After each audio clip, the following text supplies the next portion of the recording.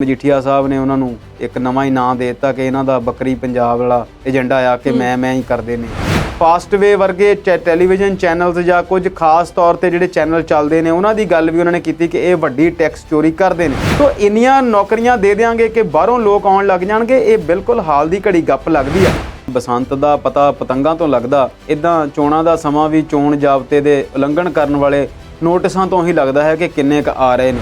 ਕੇਜਰੀਵਾਲ ਸਾਹਿਬ ਨੇ ਨਵਜੋਤ ਸਿੰਘ ਸਿੱਧੂ ਨੂੰ ਮੁੱਖ ਮੰਤਰੀ ਦਾ ਚਿਹਰਾ ਬਣਾਉਣ ਤੋਂ ਉਦੋਂ ਨਾ ਕਰ ਦਿੱਤੀ ਸੀ ਤੇ ਕਿਹਾ ਸੀਗਾ ਕਿ ਤੁਸੀਂ ਆਪਣਾ ਕੰਮ ਕਰੀ ਜਾਓ, ਤੁਹਾਡੀ ਜਿਹੜੀ ਘਰ ਵਾਲੀ ਹੈ ਉਹਨੂੰ ਅਸੀਂ ਕੈਬਨਿਟ ਦੇ ਵਿੱਚ ਮੈਂਬਰ ਜ਼ਰੂਰ ਬਣਾ ਲਵਾਂਗੇ। ਉਹ ਸੰਜੇ ਸਿੰਘ ਹੁਣ ਰਾਜ ਸਭਾ ਮੈਂਬਰ ਨੇ ਤੇ ਦੁਰਗੇਸ਼ ਪਾਠਕ ਪਤਾ ਨਹੀਂ ਕਿੱਥੇ ਨੇ। ਉਹ ਜੋ ਕੁਝ ਪੰਜਾਬ 'ਚ ਕਰ ਗਏ ਨੇ ਉਹ ਤਾਂ ਨਿਆਣੀਆਂ ਗੱਲਾਂ ਕਰਦੇ ਨੇ ਉਹਨਾਂ ਦੀਆਂ। ਗੱਲ ਬਿਲਕੁਲ ਠੀਕ ਆ ਕਿ ਆਮ ਆਦਮੀ ਪਾਰਟੀ ਚੰਗੀ ਪਾਰਟੀ ਆ, ਪਰ ਸਾਰੀ ਦੀ ਸਾਰੀ ਸਾਫ਼ ਸੁਥਰੀ ਪਾਰਟੀ ਆ ਤੇ ਇਹਨਾਂ ਤੇ ਕੋਈ ਦਾਗ ਹੈ ਨਹੀਂ, ਇਹੋ ਜਿਹੀ ਵੀ ਗੱਲ ਨਹੀਂ ਹੈਗੀ। ਮਾਇਆਵਤੀ ਤੇ ਸਤੀਸ਼ ਚੰਦਰ ਮਿਸ਼ਰਾ ਨੇ ਇੱਕ ਕੰਬੀਨੇਸ਼ਨ ਬਣਾਇਆ ਕਿ ਜਾਤੀ ਆਧਾਰਿਤ ਪੋਲਿਟਿਕਸ ਹੋਵੇ, ਕਿੱਥੇ ਕਿੱਥੇ ਕਿਹਨੂੰ ਟਿਕਟ ਦੇਣੀਆਂ, ਇਹੋ ਜਿਹੀਆਂ ਸਾਰੀਆਂ ਗੱਲਾਂ ਨੂੰ ਫਿਰ ਸੋਸ਼ਲ ਇੰਜੀਨੀਅਰਿੰਗ ਕਿਹਾ ਜਾਣ ਲੱਗਾ। ਤੇ ਪੰਜਾਬ ਦੀ ਰਾਜਨੀਤੀ ਦੇ ਵਿੱਚ ਸੁਖਬੀਰ ਸਿੰਘ ਬਾਦਲ ਨੂੰ ਵੀ ਵੱਡਾ ਸੋਸ਼ਲ ਇੰਜੀਨੀਅਰ ਸਮਝਿਆ ਜਾਂਦਾ ਸੀ। ਰਵਨੀਤ ਬਿੱਟੂ ਹੋਣ, ਮਨੀਸ਼ ਤਿਵਾੜੀ ਹੋਣ ਤੇ ਇੱਕ ਦੋ ਹੋਰ ਵੀ ਕਾਂਗਰਸ ਦੇ ਵਿੱਚ ਵੱਡੇ ਲੀਡਰ ਨੇ ਜਿਹੜੇ ਕਈ ਵਾਰ ਇੱਦਾਂ ਲੱਗਦਾ ਆ ਕਿ ਇਹ ਨਵਜੋਤ ਸਿੰਘ ਸਿੱਧੂ ਵਾਲੇ ਪਾਸੇ ਤੋਂ ਬੋਲਦੇ ਨਜ਼ਰ ਆਉਂਦੇ ਨੇ। ਤੇ ਇਸ 4 ਸਾਲ ਜਾਂ 5 ਸਾਲ ਦੇ ਕਾਰਜਕਾਲ ਦੇ ਵਿੱਚ ਯੋਗੀ ਆਦਿੱਤਿਆਨਾਥ ਦੇ ਸਾਹਮਣੇ ਇਹ 2-3 ਸਮੱਸਿਆਵਾਂ ਜਿਹੜੀਆਂ ਆ ਉਹ ਵੱਡੇ ਰੂਪ 'ਚ ਸਾਹਮਣੇ ਆਉਣਗੀਆਂ। ਕਰੋਨਾ, ਕਿਸਾਨ ਅੰਦੋਲਨ ਤੇ ਜਾਤੀਗਤ ਜਿਹੜੀ ਰਾਜਨੀਤੀ, ਸੰਨਿਆਸ ਵਰਗੀ ਹੀ ਗੱਲ ਹੋ ਜਾਂਦੀ ਹੈ ਜਦੋਂ ਐਡਾ ਵੱਡਾ ਲੀਡਰ 3 ਵਾਰ ਦਾ 4 ਵਾਰ ਦਾ ਮੁੱਖ ਮੰਤਰੀ ਅਗਲੀ ਵਾਰ ਦੇ ਲਈ ਚੋਣਾਂ ਨਾ ਲੜੇ। ਬੀਜੇਪੀ ਨੇ ਬਹੁਤ ਕੋਸ਼ਿਸ਼ ਕੀਤੀ ਉੱਥੇ ਇੱਕ ਹੋਰ ਧੜਾ ਇਸੇ ਪਾਰਟੀ ਦਾ, ਬਹੁਜਨ ਸਮਾਜ ਪਾਰਟੀ ਦਾ ਜਾਂ ਦਲਿਤ ਲੀਡਰਸ਼ਿਪ ਦਾ ਖੜਾ ਕਰਨ ਦੀ, ਪਰ ਉਹਨੂੰ ਵੀ ਉਹ ਬਹੁਤਾ ਬਲ ਨਹੀਂ ਦੇ ਸਕੇ। ਤੇ ਸੁਪਰੀਮ ਕੋਰਟ ਨੇ ਜਿਹੜੀ ਉੱਥੇ ਝਾੜ ਕੇਂਦਰ ਸਰਕਾਰ ਨੂੰ ਲਗਾਈ ਤੇ ਇੱਦਾਂ ਲੱਗਦਾ ਜਿੱਦਾਂ ਸੁਪਰੀਮ ਕੋਰਟ ਨੇ ਇੱਕ ਡੰਡਾ ਹੀ ਫੜਿਆ ਹੋਇਆ, ਕੋਈ ਕੇਸ ਆਵੇ ਇਹਨਾਂ ਦੀ ਝਾੜ ਜਿਹੜੀ ਆ ਉਹ ਜ਼ਰੂਰ ਹੁੰਦੀ ਰਹੀ। ਕਿਸਾਨ ਅੰਦੋਲਨ ਵਾਲੇ ਅੰਦੋਲਨ ਨੇ ਜਿੱਤ ਪ੍ਰਾਪਤ ਕੀਤੀ, ਪਰ ਸ਼ਾਹੀਨ ਬਾਗ ਵੀ ਇਹੋ ਜਿਹਾ ਹੀ ਇੱਕ ਧਰਨਾ ਸੀ ਜਿਹਨੂੰ ਉੱਥੋਂ ਉਠਾ ਦਿੱਤਾ ਗਿਆ, ਜਿੱਥੇ ਭਾਰਤ ਦੇ ਵੱਡੇ ਬੀਜੇਪੀ ਦੇ ਲੀਡਰਾਂ ਨੇ ਬਹੁਤ ਹੀ ਬੁਰੇ ਸ਼ਬਦਾਂ ਦਾ ਉਪਯੋਗ ਕੀਤਾ। ਕਮੇਟੀ ਨੇ ਕਾਨੂੰਨ ਬਣਾ ਦਿੱਤਾ, ਘਾੜਿਆਂ ਨੇ ਘੜ ਦਿੱਤਾ, ਲੋਕ ਸਭਾ 'ਚ ਪਾਸ ਹੋ ਗਿਆ, ਰਾਜ ਸਭਾ 'ਚ ਪਾਸ ਹੋ ਗਿਆ, ਰਾਸ਼ਟਰਪਤੀ ਤੋਂ ਪਾਸ ਹੋ ਗਿਆ, ਲਾਗੂ ਨਹੀਂ ਹਾਲੇ ਹੋਇਆ। ਹੁਣ ਕਹਿੰਦੇ ਨੇ ਕਿ ਉਹਦੇ ਨਿਯਮ ਤੈਅ ਕਰਨ, ਤੇ ਫਿਰ ਪਾਸ ਕੀ ਕਰਵਾਇਆ ਸੀ?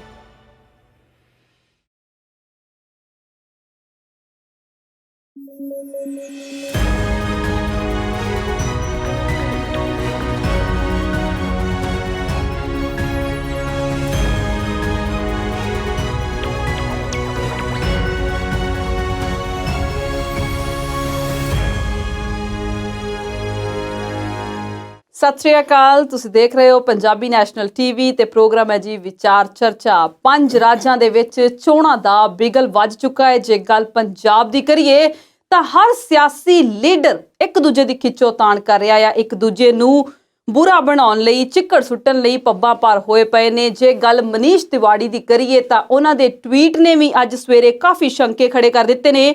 ਬਗਾਨਿਆਂ ਨੇ ਤਾਂ ਦਬਲਣਾ ਹੀ ਦਬਲਣਾ, ਇੱਥੇ ਤਾਂ ਆਪਣੇ ਹੀ ਇੱਕ ਦੂਜੇ ਦੀਆਂ ਲੱਤਾਂ ਖਿੱਚੀ ਜਾ ਰਹੇ ਨੇ। ਗੱਲ ਕੇਜਰੀਵਾਲ ਦੀ ਵੀ ਕਰਾਂਗੇ। 2 ਦਿਨਾਂ ਪੰਜਾਬ ਦੇ ਦੌਰੇ ਤੇ ਨੇ। 10 ਏਜੰਡੇ ਪੰਜਾਬ ਦੇ ਲੋਕਾਂ ਦੇ ਅੱਗੇ ਉਹਨਾਂ ਨੇ ਰੱਖੇ ਨੇ, ਪਰ ਜਿਹੜੀ ਗੱਲ ਅੱਗੇ ਰੱਖਣ ਵਾਲੀ ਸੀ ਸੀਐਮ ਚਿਹਰਾ ਫੇਰ ਨਹੀਂ ਐਲਾਨਿਆ, ਟਾਲਾ ਕਰ ਗਏ ਨੇ। ਕਹਿੰਦੇ ਅਗਲੇ ਹਫ਼ਤੇ ਐਲਾਨਾਂਗੇ। ਉਸ ਤੋਂ ਬਾਅਦ ਗੱਲ ਯੂਪੀ ਦੀ ਵੀ ਕਰਾਂਗੇ। 2017 ਦੇ ਵਿੱਚ 403 ਸੀਟਾਂ ਚੋਂ 312 ਸੀਟਾਂ ਲੈਣ ਵਾਲੀ ਭਾਜਪਾ ਇਸ ਵੇਲੇ ਪੱਬਾਂ ਭਾਰ ਹੈ ਕਿ ਸਾਰੀਆਂ ਸੀਟਾਂ ਕਿਵੇਂ ਬਚਾਈਆਂ ਜਾਣ, ਤੇ ਵਿਰੋਧੀਆਂ ਦਾ ਜ਼ੋਰ ਲੱਗਾ ਹੋਇਆ ਕਿ 312 ਕੁਰਸੀਆਂ ਦੀਆਂ ਚੂਣਾਂ ਕਿਵੇਂ ਹਿਲਾਉਣੀਆਂ ਨੇ। ਇਹ ਸਾਰੀਆਂ ਗੱਲਾਂ ਬਾਤਾਂ ਤੇ ਪਲੱਸ ਕੁਝ ਹੋਰ ਵੀ ਮੁੱਦੇ ਡਿਸਕਸ ਕਰਾਂਗੇ। ਤੇ ਸਟੂਡੀਓ 'ਚ ਮੇਰੇ ਨਾਲ ਇਸ ਵੇਲੇ ਮੌਜੂਦ ਨੇ ਸਾਡੇ ਐਕਸਪਰਟ ਅੰਮ੍ਰਿਤਪਾਲ ਸ਼ਰਮਾ ਜੀ। ਸਤਿ ਸ਼੍ਰੀ ਅਕਾਲ ਸ਼ਰਮਾ ਜੀ, ਸਵਾਗਤ ਕਰਦੇ ਹਾਂ ਜੀ। ਸਤਿ ਸ਼੍ਰੀ ਅਕਾਲ ਸਵਲੀਨ ਜੀ। ਪ੍ਰੋਗਰਾਮ ਦੀ ਸ਼ੁਰੂਆਤ ਪੰਜਾਬ ਤੋਂ ਕਰਦੇ ਹਾਂ ਤੇ ਗੱਲ ਕੇਜਰੀਵਾਲ ਦੇ ਦੌਰੇ ਦੀ ਕਰਦੇ ਹਾਂ। 10 ਏਜੰਡੇ ਲੋਕਾਂ ਦੇ ਅੱਗੇ ਗਿਣ ਕੇ ਰੱਖੇ ਨੇ ਉਹਨਾਂ ਨੇ। ਪਹਿਲਾ ਆ, ਦੂਜਾ ਆ, ਤੀਜਾ ਆ। ਉਸ ਤੋਂ ਬਾਅਦ ਡੋਰ ਟੂ ਡੋਰ ਕੰਪੇਨ ਕਰਨ ਵੀ ਗਏ ਨੇ, ਤੇ ਪਰ ਮੁੱਖ ਮੰਤਰੀ ਵਾਲਾ ਜਿਹੜਾ ਝੋਲ ਹੈ ਉਹ ਫਿਰ ਆਪਣੇ ਕੋਲ ਹੀ ਰੱਖ ਗਏ ਨੇ। ਕਿਤੇ ਇਦਾਂ ਨਾ ਹੋਵੇ ਕਿ ਬਾਜੀ ਮਾਰ ਗਿਆ ਦਿੱਲੀ ਵਾਲਾ ਗੱਭਰੂ ਤੇ ਬਾਕੀ ਰਹਿ ਗਏ ਹਾਲ ਪੁੱਛਦੇ। ਇਸ਼ਾਰਾ ਮੇਰਾ ਮਾਨ ਵੱਲ ਹੈ, ਕੀ ਕਹਿਣਾ ਚਾਹੁੰਦੇ ਹੋ? ਦੇਖੋ ਜੀ, ਦਿੱਲੀ ਦੇ ਮੁੱਖ ਮੰਤਰੀ ਨੇ ਦੂਸਰੀ ਵਾਰ ਬਣੇ ਹੋਏ ਨੇ, ਤੀਸਰੀ ਵਾਰ ਬਣੇ ਹੋਏ ਵੀ ਤੁਸੀਂ ਉਹਨਾਂ ਨੂੰ ਕਹਿ ਸਕਦੇ ਆ। ਅਰਵਿੰਦ ਕੇਜਰੀਵਾਲ IIT ਤੋਂ ਇੰਜੀਨੀਅਰ ਨੇ ਤੇ ਉਹਨਾਂ ਨੇ ਇਨਕਮ ਟੈਕਸ ਦੇ ਵਿੱਚ ਨੌਕਰੀ ਕੀਤੀ ਹੈ, ਸੀਨੀਅਰ ਪੋਸਟ ਸੀ ਜੀ। ਨੌਕਰੀ ਛੱਡੀ, NGO ਬਣਾਇਆ, ਬਹੁਤ ਸਾਰੇ ਲੋਕਾਂ ਲਈ ਇੱਕ ਮਿਸਾਲ ਕਾਇਮ ਕੀਤੀ। ਇਨਕਮ ਟੈਕਸ ਦੇ ਵਿੱਚ ਸਨ, ਉੱਥੇ ਬਾਹਰ ਬੈਠ ਕੇ ਟੇਬਲ ਲਾ ਕੇ ਲੋਕਾਂ ਦੀਆਂ ਸਮੱਸਿਆਵਾਂ ਹੱਲ ਕਰਵਾਉਂਦੇ ਰਹੇ। ਮਨੀਸ਼ ਸਿਸੋਦੀਆ ਤੇ ਬਹੁਤ ਸਾਰੇ ਲੋਕ ਹੋਰ ਨਾਲ ਜੁੜੇ, ਜਿਨ੍ਹਾਂ ਦੇ ਵਿੱਚੋਂ ਬਹੁਤੇ ਹੁਣ ਨਾਲ ਰਹੇ ਨਹੀਂ। ਸ਼ਸ਼ੀ ਭੂਸ਼ਣ ਤੇ ਪ੍ਰਸ਼ਾਂਤ ਭੂਸ਼ਣ ਤੇ ਇੱਕ ਕਿਰਨ ਬੇਦੀ ਬੀਬੀ ਹੁੰਦੀ ਸੀ, ਹੋਰ ਬਹੁਤ ਸਾਰੇ ਵੱਡੇ ਵੱਡੇ ਨਾਮ ਸੀ। ਆਸ਼ੂਤੋਸ਼ ਪੱਤਰਕਾਰ ਸੀ, ਕੋਈ ਲਿਖਾਰੀ ਸੀ, ਕੋਈ ਖਿਡਾਰੀ ਸੀ, ਕੋਈ ਜੱਜ ਸੀ, ਕੋਈ ਵਕੀਲ ਸੀ। ਪਰ ਉਹਨਾਂ ਨੇ ਆਪਣੀ ਜਿਹੜੀ ਲਾਈਨ ਆ ਉਹਨੂੰ ਫੜ ਕੇ ਰੱਖਿਆ, ਉਹਦੇ ਤੇ ਕੰਮ ਕਰਦੇ ਰਹੇ। ਕਮੀਆਂ ਵੀ ਹੋਣਗੀਆਂ, ਖਨਾਮੀਆਂ ਵੀ ਹੋਣਗੀਆਂ, ਗਲਤੀਆਂ ਵੀ ਕੀਤੀਆਂ ਹੋਣਗੀਆਂ, ਪਰ ਦਿੱਲੀ ਦੀ ਸੱਤਾ ਦੇ ਉੱਤੇ ਤੀਸਰੀ ਵਾਰ ਤੱਕ ਲਗਾਤਾਰ ਉਹ ਕਾਬਜ਼ ਨੇ। ਪੰਜਾਬ ਪਹਿਲਾ ਐਸਾ ਸੂਬਾ ਸੀ ਜਿੱਥੋਂ ਉਹਨਾਂ ਨੇ 4 ਮੈਂਬਰ ਪਾਰਲੀਮੈਂਟ ਜਿੱਤੇ ਸਨ, ਬਣਾਏ ਸਨ। ਉਸ ਤੋਂ ਬਾਅਦ ਉਹ ਗਿਣਤੀ 1 ਤੇ ਰਹਿ ਗਈ।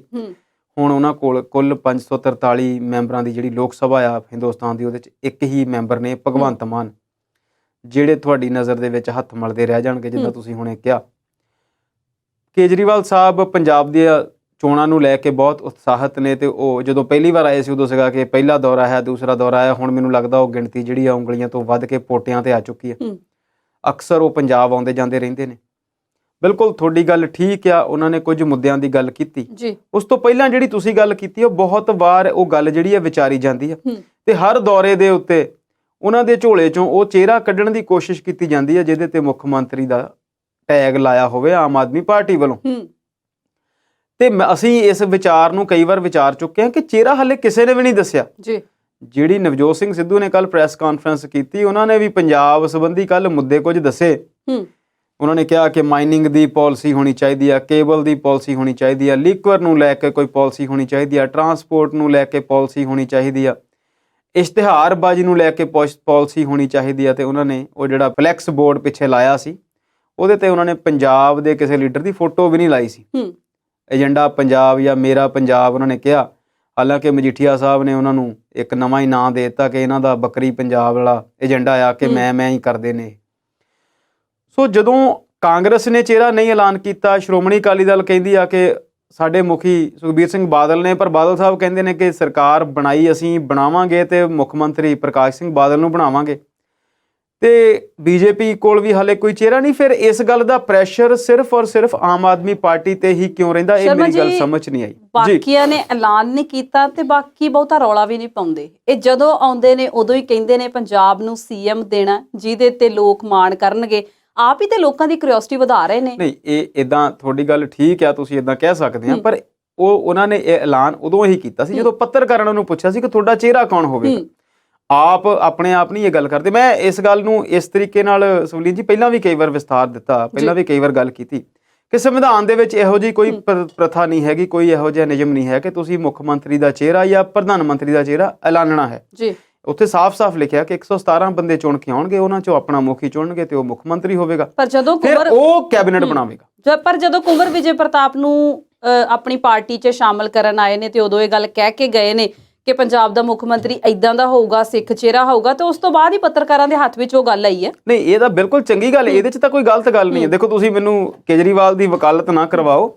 ਗੱਲ ਜਿਹੜੀ ਉਹ ਸੀ ਬਿਲਕੁਲ ਉਹਨਾਂ ਨੇ ਕਿਹਾ ਕਿ ਇੱਕ ਚੰਗਾ ਬੰਦਾ ਅਸੀਂ ਚਿਹਰੇ ਦੇ ਤੌਰ ਤੇ ਦਿਆਂਗੇ, ਤੇ ਇਹਦੇ 'ਚ ਕੀ ਗਲਤ ਗੱਲ ਹੈ ਹੁਣ। ਪਰ ਜਿੱਥੇ ਤੱਕ ਕਹਾਣੀ ਆ ਚੁੱਕੀ ਆ, ਬਹੁਤੀਆਂ ਜਿਹੜੀਆਂ ਨੇ ਉਹ ਕਿਆਸਰਾਂ ਜਾਂ ਉਹ ਮੀਡੀਆ ਵੱਲੋਂ ਲਾਈਆਂ ਜਾਂਦੀਆਂ ਨੇ, ਕੁਝ ਉਹਨਾਂ ਵੱਲੋਂ ਵੀ ਦਿੱਤੀਆਂ ਜਾਂਦੀਆਂ ਨੇ, ਤੇ ਹਰ ਇੱਕ ਪਾਰਟੀ ਦਾ ਇਹ ਅਧਿਕਾਰ ਆ ਕਿ ਉਹ ਚਰਚਾ 'ਚ ਰਵੇ, ਲੋਕਾਂ ਦੇ ਵਿੱਚ ਉਹਨਾਂ ਦੀ ਗੱਲ ਜਿਹੜੀ ਉਹ ਚੱਲਦੀ ਰਵੇ, ਤੇ ਉਹਨਾਂ ਨੂੰ ਪ੍ਰਚਾਰ ਦੀ ਜਿਹੜੀ ਲੋੜ ਪੈਂਦੀ ਰਹਿੰਦੀ ਆ। ਹੁਣ ਬਹੁਤ ਸਾਰੇ ਨਾਮ ਅਸੀਂ ਵਿਚਾਰੇ, ਬਹੁਤ ਸਾਰੇ ਨਾਮ ਉਹ 'ਚੋਂ ਇਨਕਾਰ ਕੀਤੀ ਗਈ। ਰਾਜੇਵਾਲ ਨਾਲ ਸੰਬੰਧ ਲੈ ਕੇ ਤੁਸੀਂ ਅਗਲਾ ਸਵਾਲ ਜਿਹੜਾ ਕਰਨਾ, ਉਹਦੇ 'ਚ ਵੀ ਉਹਦੀ ਗੱਲ ਅਸੀਂ ਕਰਨੀ ਆ। ਪਰ ਹੁਣ ਕਹਾਣੀ ਇੱਥੇ ਤੱਕ ਪਹੁੰਚੀ ਆ ਕਿ ਲੱਗਦਾ ਆ ਕਿ ਅਗਲੇ ਹਫ਼ਤੇ ਤੱਕ ਉਹ ਭਗਵੰਤ ਮਾਨ ਦੇ ਨਾਮ ਦਾ ਰਸਮੀ ਐਲਾਨ ਜਿਹੜਾ ਉਹ ਕਰ ਦੇਣਗੇ, ਕਿਉਂਕਿ ਅਸੀਂ ਬੀਤੇ 'ਚ ਇਹ ਵੀ ਦੇਖਿਆ ਕਿ ਬਹੁਤ ਲੰਬਾ ਸਮਾਂ ਜਾਂ ਵਿੱਚ ਜਿਹੜੀ ਆ ਉਹ ਟਪਲੀ ਮਾਰ ਜਾਂਦੇ ਸੀ ਭਗਵੰਤ ਮਾਨ, ਪ੍ਰਚਾਰ 'ਚੋਂ ਹੀ ਗਾਇਬ ਹੋ ਜਾਂਦੇ ਸੀ, ਕਈ ਦਿਨ ਉਹ ਬਾਹਰ ਹੀ ਨਿਕਲ ਜਾਂਦੇ ਸੀ ਸੀਨ ਤੋਂ। ਪਰ ਹੁਣ ਉਹ ਪਿਛਲੇ ਕੁਝ ਦਿਨਾਂ ਤੋਂ ਕਾਫੀ ਉਤਸੁਕਤਾ ਨਾਲ ਲੱਗੇ ਹੋਏ ਨੇ, ਤੇ ਇਸ ਤੋਂ ਜਾਪਦਾ ਆ ਕਿ ਜਿਹੜੀ ਉਹਨਾਂ ਨੂੰ ਥਾਪੀ ਆ ਉਹ ਮਿਲੀ ਹੋਈ ਆ। ਤੇ ਜਿਹੜੇ ਅੱਜ 10 ਨੁਕਾਤੀ ਜਿਹੜਾ ਪ੍ਰੋਗਰਾਮ ਆ, ਪੰਜਾਬ ਦਾ ਮਾਡਲ ਆ, 10 ਨੁਕਤੇ 10 ਏਜੰਡੇ ਜਿਹੜੇ ਪੰਜਾਬ ਦੇ ਲੋਕਾਂ ਦੇ ਅੱਗੇ ਰੱਖ ਗਏ ਨੇ, ਬਾਕੀ ਪਾਰਟੀਆਂ ਨਾਲੋਂ ਕੀ ਵੱਖਰਾ ਕਹਿੰਦੇ ਨੇ? ਦੇਖੋ ਜੀ, ਗੱਲ ਤੁਹਾਡੀ ਬਿਲਕੁਲ ਦਰੁਸਤ ਆ। ਵੱਖਰਾ ਕੀ ਹੈ? ਉਹੀ ਪੰਜਾਬ ਹੈ, ਉਹੀ ਆਬਾਦੀ ਆ, ਉਹੀ ਜ਼ਿਲ੍ਹੇ ਆ, ਉਹੀ ਮੁਹੱਲੇ ਆ, ਉਹੀ ਲੋਕ ਆ, ਤੇ ਉਹਨਾਂ ਦੀ ਜ਼ਿੰਦਗੀ ਨਾਲ ਜੁੜੇ ਹੋਏ ਮੁੱਦੇ ਨੇ। ਚਾਹੇ ਉਹ ਸਿਹਤ ਦੀ ਗੱਲ ਕਰ ਲੈਣ, ਚਾਹੇ ਉਹ ਸਿੱਖਿਆ ਦੀ ਗੱਲ ਕਰ ਲੈਣ, ਚਾਹੇ ਉਹ ਰੁਜ਼ਗਾਰ ਦੀ ਗੱਲ ਕਰ ਲੈਣ, ਚਾਹੇ ਨਸ਼ੇ ਤੋਂ ਮੁਕਤ ਕਰਵਾਉਣ ਦੀ ਗੱਲ ਕਰ ਲੈਣ, ਭ੍ਰਿਸ਼ਟਾਚਾਰ ਤੋਂ ਬਾਹਰ ਨਿਕਲਣ ਦੀ ਗੱਲ ਕਰ ਲੈਣ, ਸ਼ਾਂਤੀ ਦੀ ਗੱਲ ਕਰ ਲੈਣ, ਬਿਜਲੀ ਦੀ ਗੱਲ ਕਰ ਲੈਣ, ਔਰਤਾਂ ਨੂੰ ਫੰਡ ਦੇਣ ਦੀ, ਔਰਤਾਂ ਨੂੰ ਭੱਤਾ ਦੇਣ ਦੀ ਗੱਲ ਕਰਦੇ ਨੇ, ਰੁਜ਼ਗਾਰ ਤੇ ਸਨਅਤ ਨੂੰ ਬਚਾਉਣ ਦੀ ਗੱਲ ਕਰਦੇ ਨੇ, ਖੇਤੀ ਮੁੱਦਿਆਂ ਨੂੰ ਹੱਲ ਕਰਨ ਦੀ ਗੱਲ ਉਹਨਾਂ ਨੇ ਕੀਤੀ ਆ। ਇਹ ਬਿਲਕੁਲ ਸਾਰੀਆਂ ਗੱਲਾਂ ਠੀਕ ਨੇ। ਇਹੋ ਹੀ ਗੱਲਾਂ ਸਾਰੀਆਂ ਜਿਹੜੀਆਂ ਆ ਉਹ ਕੱਲ ਨਵਜੋਤ ਸਿੰਘ ਸਿੱਧੂ ਨੇ ਕੀਤੀਆਂ ਜਦੋਂ ਉਹਨਾਂ ਨੇ ਕਿਹਾ ਕਿ ਗਵਰਨਮੈਂਟ ਜਿਹੜੀ ਆ, ਸਰਕਾਰ ਜਿਹੜੀ ਆ, ਕੁਝ ਕਾਰਪੋਰੇਸ਼ਨਸ ਬਣਾਵੇਗੀ ਤੇ ਉਹਨਾਂ ਕਾਰਪੋਰੇਸ਼ਨਸ ਦੇ ਅਧੀਨ ਹੀ ਫਿਰ ਜਿਹੜਾ ਆ ਉਹ ਕੇਬਲ ਮਾਫੀਆ ਜਿਹੜਾ ਆ ਉਹਨੂੰ ਨੱਥ ਪਾਈ ਜਾਵੇਗੀ। ਲੀਕਰ ਮਾਫੀਆ ਜਿਹੜਾ ਆ, ਸ਼ਰਾਬ ਦੀ ਜਿਹੜੀ ਵਿਕਰੀ ਆ, ਉਹ ਸਾਰੀ ਸਰਕਾਰੀ ਰਿਕਾਰਡ ਦੇ ਵਿੱਚ ਰਹੇਗੀ ਜਾਂ ਸਰਕਾਰ ਉਹਦੇ ਤੇ ਇੱਕ ਚੈੱਕ ਰੱਖੇਗੀ। ਕੀਮਤਾਂ ਦੇ ਉੱਤੇ ਵੀ ਸਰਕਾਰ ਚੈੱਕ ਰੱਖੇਗੀ। ਮਾਈਨਿੰਗ ਨੂੰ ਲੈ ਕੇ ਉਹਨਾਂ ਨੇ ਮਾਈਨਿੰਗ ਕਾਰਪੋਰੇਸ਼ਨ ਦੀ ਗੱਲ ਕੀਤੀ। ਕੇਬਲ ਟੀਵੀ ਦੀ ਗੱਲ ਕੀਤੀ ਤੇ ਉੱਥੇ ਸਭ ਤੋਂ ਜ਼ਿਆਦਾ ਉਹਨਾਂ ਦਾ ਜਿਹੜਾ ਜ਼ੋਰ ਸੀਗਾ ਉਹ ਇੱਕ ਖਾਸ ਧਿਰ ਵੱਲੋਂ ਚਲਾਏ ਹੋਏ ਚੈਨਲ ਤੇ ਸੀਗਾ, ਜਿਹਦੇ 'ਚ ਅਸੀਂ ਗੁਰਬਾਣੀ ਦੇ ਪ੍ਰਚਾਰ ਪ੍ਰਸਾਰਣ ਦੀ ਗੱਲ ਵੀ ਬਹੁਤ ਵਾਰ ਅਸੀਂ ਦੇਖਦੇ ਹਾਂ ਤੇ ਇਹ ਗੱਲ ਉਹ ਪਹਿਲਾਂ ਵੀ ਕਈ ਵਾਰ ਕਰਦੇ ਨੇ ਜੀ।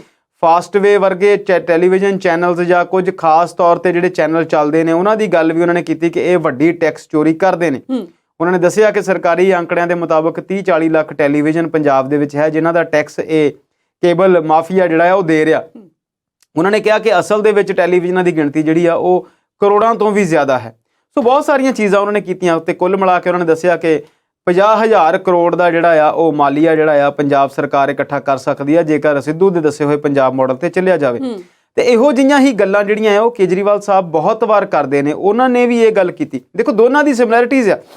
ਕੇਜਰੀਵਾਲ ਸਾਹਿਬ ਨੇ ਵੀ ਕਿਹਾ ਕਿ ਸਬਸਿਡੀ ਜਿਹੜੀ ਆ ਉਹ ਜ਼ਰੂਰੀ ਆ ਪਰ ਵੀਕਰ ਸੈਕਸ਼ਨ ਲਈ ਆ, ਲੋੜਵੰਦ ਲਈ ਆ। ਤੇ ਗੱਲ ਇਹੀ ਕੱਲ ਨਵਜੋਤ ਸਿੰਘ ਸਿੱਧੂ ਨੇ ਵੀ ਕੀਤੀ ਕਿ ਸਬਸਿਡੀ ਜਿਹੜੀ ਆ ਉਹ ਜ਼ਰੂਰਤ ਆ, ਉਹਨੂੰ ਬੰਦ ਨਹੀਂ ਕੀਤਾ ਜਾਣਾ ਚਾਹੀਦਾ ਪਰ ਇਹਦੇ ਚੋਂ ਜਿਹੜੀਆਂ ਚੋਰ ਮੋਰੀਆਂ ਉਹ ਬੰਦ ਕੀਤੀਆਂ ਜਾਣੀਆਂ ਚਾਹੀਦੀਆਂ।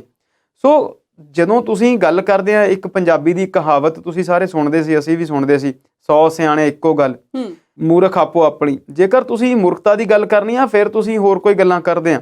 ਜੇਕਰ ਤੁਸੀਂ ਸਿਆਣੀ ਗੱਲ ਕਰਨੀ ਆ ਤੇ ਪੰਜਾਬ ਨੂੰ ਬਚਾਉਣਾ ਆ ਤੇ ਦੇਖੋ ਭ੍ਰਿਸ਼ਟਾਚਾਰ ਨੂੰ ਰੋਕਣਾ ਸਭ ਤੋਂ ਪਹਿਲੀ ਗੱਲ ਹੋਵੇਗੀ। ਖਜ਼ਾਨਾ ਖਾਲੀ ਹੋਣ ਦਾ ਰੌਲਾ ਪਾਉਣ ਲਈ ਫਾਈਨਾਂਸ ਮਿਨਿਸਟਰ ਨਹੀਂ ਬਣਾਏ ਜਾਂਦੇ।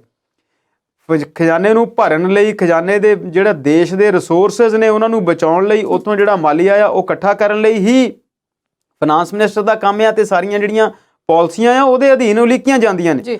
ਸੋ ਕੇਜਰੀਵਾਲ ਸਾਹਿਬ ਪੰਜਾਬ ਆਏ ਹੋਏ ਨੇ, ਉਹਨਾਂ ਨੇ ਬਹੁਤ ਸਾਰੀਆਂ ਗੱਲਾਂ ਕੀਤੀਆਂ ਆ ਤੇ ਜਿਹੜਾ ਚਿਹਰੇ ਦਾ ਤੁਹਾਡਾ ਸਵਾਲ ਆ ਮੈਨੂੰ ਲੱਗਦਾ ਆ ਕਿ ਉਹ ਵੀ ਜਲਦੀ ਹੱਲ ਹੋ ਜਾਵੇਗਾ। ਤੇ ਸ਼ਰਮਾ ਜੀ ਇੱਕ ਉਹਨਾਂ ਨੇ ਹੋਰ ਗੱਲ ਕਹੀ ਜਿਹੜੀ ਸੁਣ ਕੇ ਬੜੀ ਹੈਰਾਨੀ ਹੋਈ। ਕਹਿੰਦੇ ਰੁਜ਼ਗਾਰ ਮੈਂ ਪੰਜਾਬ ਨੂੰ ਇੰਨਾ ਦੇ ਦੇਣਾ ਵੀ ਜਿਹੜੇ ਕੈਨੇਡਾ 'ਚ ਚਲੇ ਗਏ ਨੇ 5-5 ਸਾਲ ਪਹਿਲਾਂ ਉਹ ਵੀ ਵਾਪਸ ਆ ਜਾਣਗੇ। ਤੁਹਾਨੂੰ ਨਹੀਂ ਲੱਗਦਾ ਵੀ ਗੱਪ ਥੋੜੀ ਜਿਹੀ ਵੱਡੀ ਵੱਜ ਗਈ? ਦੇਖੋ ਸਵਲੀਨ ਜੀ, ਅਸੀਂ ਬੀਤੇ ਸਮੇਂ ਦੇ ਵਿੱਚ ਇੰਨੇ ਉਲਝ ਚੁੱਕੇ ਹਾਂ ਕਿ ਜੇਕਰ ਕੋਈ ਸਾਡੇ ਸਾਹਮਣੇ ਇਹੋ ਜਿਹੀ ਗੱਲ ਆਉਂਦੀ ਆ ਤੇ ਬੇਸ਼ੱਕ ਉਹ ਗੱਪ ਲੱਗਦੀ ਆ ਤੇ ਹਾਲ ਦੀ ਘੜੀ ਦੇ ਵਿੱਚ ਉਹ ਹੈ ਵੀ ਗੱਪ। ਪ੍ਰਧਾਨ ਮੰਤਰੀ ਨਰਿੰਦਰ ਮੋਦੀ ਜਦੋਂ ਆਏ ਤੇ ਇਹਨਾਂ ਨੇ ਕਿਹਾ ਸੀਗਾ ਕਿ ਅਸੀਂ 1 ਕਰੋੜ ਰੁਜ਼ਗਾਰ ਸਾਲਾਨਾ ਦੇਣੇ ਨੇ ਤੇ ਰੁਜ਼ਗਾਰ ਦੀ ਗੱਲ ਕੇਜਰੀਵਾਲ ਸਾਹਿਬ ਨੇ ਵੀ ਕੀਤੀ ਆ, ਕੈਪਟਨ ਸਾਹਿਬ ਨੇ ਵੀ ਘਰ ਘਰ ਨੌਕਰੀ ਦੀ ਗੱਲ ਕੀਤੀ ਸੀ। ਸੁਖਬੀਰ ਸਿੰਘ ਬਾਦਲ ਸਾਲਾਨਾ 1 ਲੱਖ ਨੌਕਰੀ ਦੀ ਗੱਲ ਕਰ ਚੁੱਕੇ ਨੇ। 3 ਕਰੋੜ ਦੀ ਆਬਾਦੀ ਆ ਤੇ ਜੇਕਰ 5 ਨਾਲ ਡਿਵਾਈਡ ਕਰੀਏ ਤੇ ਕੋਈ 25-30 ਲੱਖ ਘਰ ਜਿਹੜਾ ਆ ਜਾਂ 40 ਲੱਖ ਘਰ ਜਾਂ 50 ਲੱਖ ਘਰ ਪੰਜਾਬ ਦੇ ਵਿੱਚ ਬਣਦਾ। ਤੇ ਜੇ ਸਾਲਾਨਾ ਤੁਸੀਂ ਨੌਕਰੀਆਂ ਇੰਨੀਆਂ ਦੋਗੇ ਤੇ ਕਿੱਥੇ ਉਹ ਨੌਕਰੀਆਂ ਦਿੱਤੀਆਂ ਜਾਣੀਆਂ? ਉਹ ਜਿਹੜਾ ਕੰਮ ਆ ਉਹ ਬੜਾ ਮੁਸ਼ਕਲ ਹੈ। ਇਹ ਹੁਣ ਦੀਆਂ ਸਮੇਂ ਦੀਆਂ ਜਿਹੜੀਆਂ ਸਰਕਾਰਾਂ ਜਾਂ ਜਿਹੜੇ ਸਮੇਂ ਦੇ ਮਾਹਰ ਆ ਉਹ ਇਹ ਗੱਲ ਕਹਿਣ ਲੱਗ ਗਏ ਨੇ ਕਿ ਜੇਕਰ ਸਰਕਾਰਾਂ ਦਾ ਕੰਮ ਸਿਰਫ ਨੌਕਰੀ ਦੇਣਾ ਹੋਵੇ ਤੇ ਸਰਕਾਰਾਂ ਇਹ ਕੰਮ ਨਹੀਂ ਕਰ ਸਕਣਗੀਆਂ। ਸਰਕਾਰਾਂ ਨੂੰ ਇਹੋ ਜਿਹੇ ਵਸੀਲੇ, ਇਹੋ ਜਿਹਾ ਮਾਹੌਲ ਬਣਾਉਣਾ ਪਵੇਗਾ ਜਿੱਥੇ ਨੌਕਰੀਆਂ ਜਿਹੜੀਆਂ ਉਹ ਨਵੀਆਂ ਬਣ ਕੇ ਸਾਹਮਣੇ ਆਉਣ। ਤੁਸੀਂ ਬਾਹਰਲੇ ਦੇਸ਼ਾਂ ਦੇ ਨਾਲ ਬਹੁਤ ਵਾਰ ਮੁਕਾਬਲਾ ਕਰਦੇ ਆ ਤੇ ਉੱਥੇ ਅਸੀਂ ਦੇਖਦੇ ਹਾਂ ਕਿ ਸਰਕਾਰੀ ਨੌਕਰੀਆਂ ਨਹੀਂ ਹੈਗੀਆਂ ਪਰ ਉੱਥੇ ਨੌਕਰੀ ਦੇ ਵਿੱਚ ਐਕਸਪਲੋਇਟੇਸ਼ਨ ਨਹੀਂ ਹੈਗੀ। ਇੱਦਾਂ ਨਹੀਂ ਹੈਗਾ ਕਿ ਇੱਕ ਸਰਕਾਰੀ ਟੀਚਰ ਨੂੰ ਤਨਖਾਹ ਮਿਲਦੀ ਆ 50,000 60,000 ਜਾਂ 70,000 ਤੇ ਸਰਕਾਰ ਹੀ ਉੱਥੇ ਟੀਚਰ ਜਿਹੜਾ ਹੈ ਉਹ 5,000 ਤੇ ਭਰਤੀ ਕਰ ਲੇ ਤੇ 5-5 ਸਾਲ ਉਹਨਾਂ ਨੂੰ ਲਟਕਾਈ ਜਾਵੇ। ਉੱਥੇ ਕੱਚੇ ਟੀਚਰ ਵੀ ਨਹੀਂ ਹੁੰਦੇ ਤੇ ਉਹ ਕੱਚੇ ਟੀਚਰ ਹੁੰਦੇ ਨੇ। ਤੇ ਜੇਕਰ ਕੋਈ ਪ੍ਰਾਈਵੇਟ ਸਕੂਲ ਹੈ ਉਹ ਫੀਸ ਤੇ ਸਰਕਾਰ ਫ੍ਰੀ ਪੜ੍ਹਾ ਰਹੀ ਆ ਤੇ ਪ੍ਰਾਈਵੇਟ ਸਕੂਲ ਹਜ਼ਾਰਾਂ ਦੇ ਵਿੱਚ ਫੀਸ ਲੈ ਰਹੇ ਨੇ ਤੇ ਤਨਖਾਹ ਦੇ ਰਹੇ ਨੇ ਉਹ ਕਿਸੇ ਨੂੰ 3,000 ਕਿਸੇ ਨੂੰ 5,000 ਤੇ ਕਿਸੇ ਨੂੰ 10,000। ਸੋ ਸਰਕਾਰ ਨੂੰ ਬਹੁਤ ਸਾਰੀਆਂ ਚੀਜ਼ਾਂ ਜਿਹੜੀਆਂ ਉਹ ਠੀਕ ਕਰਨੀਆਂ ਪੈਣਗੀਆਂ। ਰੁਜ਼ਗਾਰ ਦੇ ਅਵਸਰ ਜਿਹੜੇ ਨੇ ਬਹੁਤ ਸਾਰੇ ਪੈਦਾ ਕੀਤੇ ਜਾ ਸਕਦੇ ਨੇ। ਜਿਹੜੀਆਂ ਕਾਰਪੋਰੇਸ਼ਨਸ ਬਣਾਉਣ ਦੀ ਗੱਲ ਕੀਤੀ ਆ ਸਿੱਧੂ ਸਾਹਿਬ ਨੇ, ਉਹਦੇ 'ਚ ਸਰਕਾਰ ਦਾ ਯੋਗਦਾਨ ਜਿਹੜਾ ਆ ਉਹ ਬਹੁਤ ਜ਼ਰੂਰੀ ਆ ਚੈੱਕਸ ਐਂਡ ਬੈਲੈਂਸਿਸ ਨੂੰ ਬਣਾਈ ਰੱਖਣ ਲਈ। ਸੋ ਇੰਨੀਆਂ ਨੌਕਰੀਆਂ ਦੇ ਦਿਆਂਗੇ ਕਿ ਬਾਹਰੋਂ ਲੋਕ ਆਉਣ ਲੱਗ ਜਾਣਗੇ, ਇਹ ਬਿਲਕੁਲ ਹਾਲ ਦੀ ਘੜੀ ਗੱਪ ਲੱਗਦੀ ਆ। ਪਰ ਜੇਕਰ ਮੈਂ ਇਕੱਲੇ ਕੇਜਰੀਵਾਲ ਦੀ ਗੱਲ ਨਹੀਂ ਕਰਦਾ, ਕੋਈ ਵੀ ਸਰਕਾਰ ਜਿਹੜੀ ਬਣਦੀ ਆ ਜੇ ਉਹ ਸਹੀ ਤਰੀਕਿਆਂ ਦੇ ਨਾਲ ਉਸ ਅਮਲ ਦੇ ਵਿੱਚ ਲੈ ਕੇ ਆਵੇ ਤੇ ਇਹ ਗੱਲ ਜਿਹੜੀ ਆ ਉਹ ਸੰਭਵ ਵੀ ਹੋ ਸਕਦੀ ਆ, ਕੋਈ ਵੱਡੀ ਗੱਲ ਜੀ। ਪੰਜਾਬ ਦੀਆਂ ਹੋਰ ਸਿਆਸੀ ਧਿਰਾਂ ਦੀ ਵੀ ਗੱਲ ਕਰਦੇ ਹਾਂ ਪਰ ਇਸ ਵੇਲੇ ਵੇਲਾ ਹੋ ਗਿਆ ਇੱਕ ਛੋਟੀ ਜਿਹੀ ਬ੍ਰੇਕ ਦਾ। ਜਲਦ ਹਾਜ਼ਰ ਹੁੰਨੇ ਆ।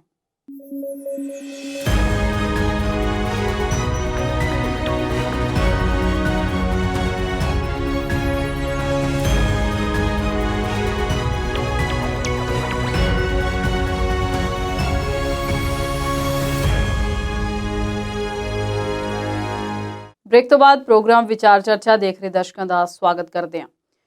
ਸ਼ਰਮਾ ਜੀ, ਕੇਜਰੀਵਾਲ ਦੀ ਗੱਲ ਚੱਲ ਰਹੀ ਸੀ ਮੋਹਾਲੀ ਦੇ ਵਿੱਚ। ਪਹਿਲਾਂ ਉਹਨਾਂ ਨੇ ਪ੍ਰੈਸ ਕਾਨਫਰੰਸ ਕੀਤੀ, ਬਾਅਦ ਦੇ ਵਿੱਚ ਖਰੜ ਜਾ ਕੇ ਡੋਰ ਟੂ ਡੋਰ ਕੈਂਪੇਨ ਕੀਤੀ। ਇਲੈਕਸ਼ਨ ਕਮਿਸ਼ਨ ਕਹਿੰਦਾ ਸੀ 5 ਹੀ ਜਾਣਿਆਂ ਨੇ ਜਾਣਾ ਆ ਜਦੋਂ ਚੋਣ ਦਾ ਪ੍ਰਚਾਰ ਕਰਨਾ, ਪਰ ਅਸੀਂ ਤਾਂ ਬਹੁਤ ਸਾਰਾ ਹਜ਼ੂਮ ਟੀਵੀ ਤੇ ਉਹਨਾਂ ਦੇ ਮਗਰ ਜਾਂਦਾ ਦੇਖਿਆ ਤੇ ਵਿਰੋਧੀਆਂ ਨੇ ਇਲੈਕਸ਼ਨ ਕਮਿਸ਼ਨ ਨੂੰ ਬੇਨਤੀ ਵੀ ਕਰਤੀ ਹੈ ਵੀ ਕਰੋ ਭਾਈ ਇਹਨਾਂ ਤੇ ਕਾਰਵਾਈ।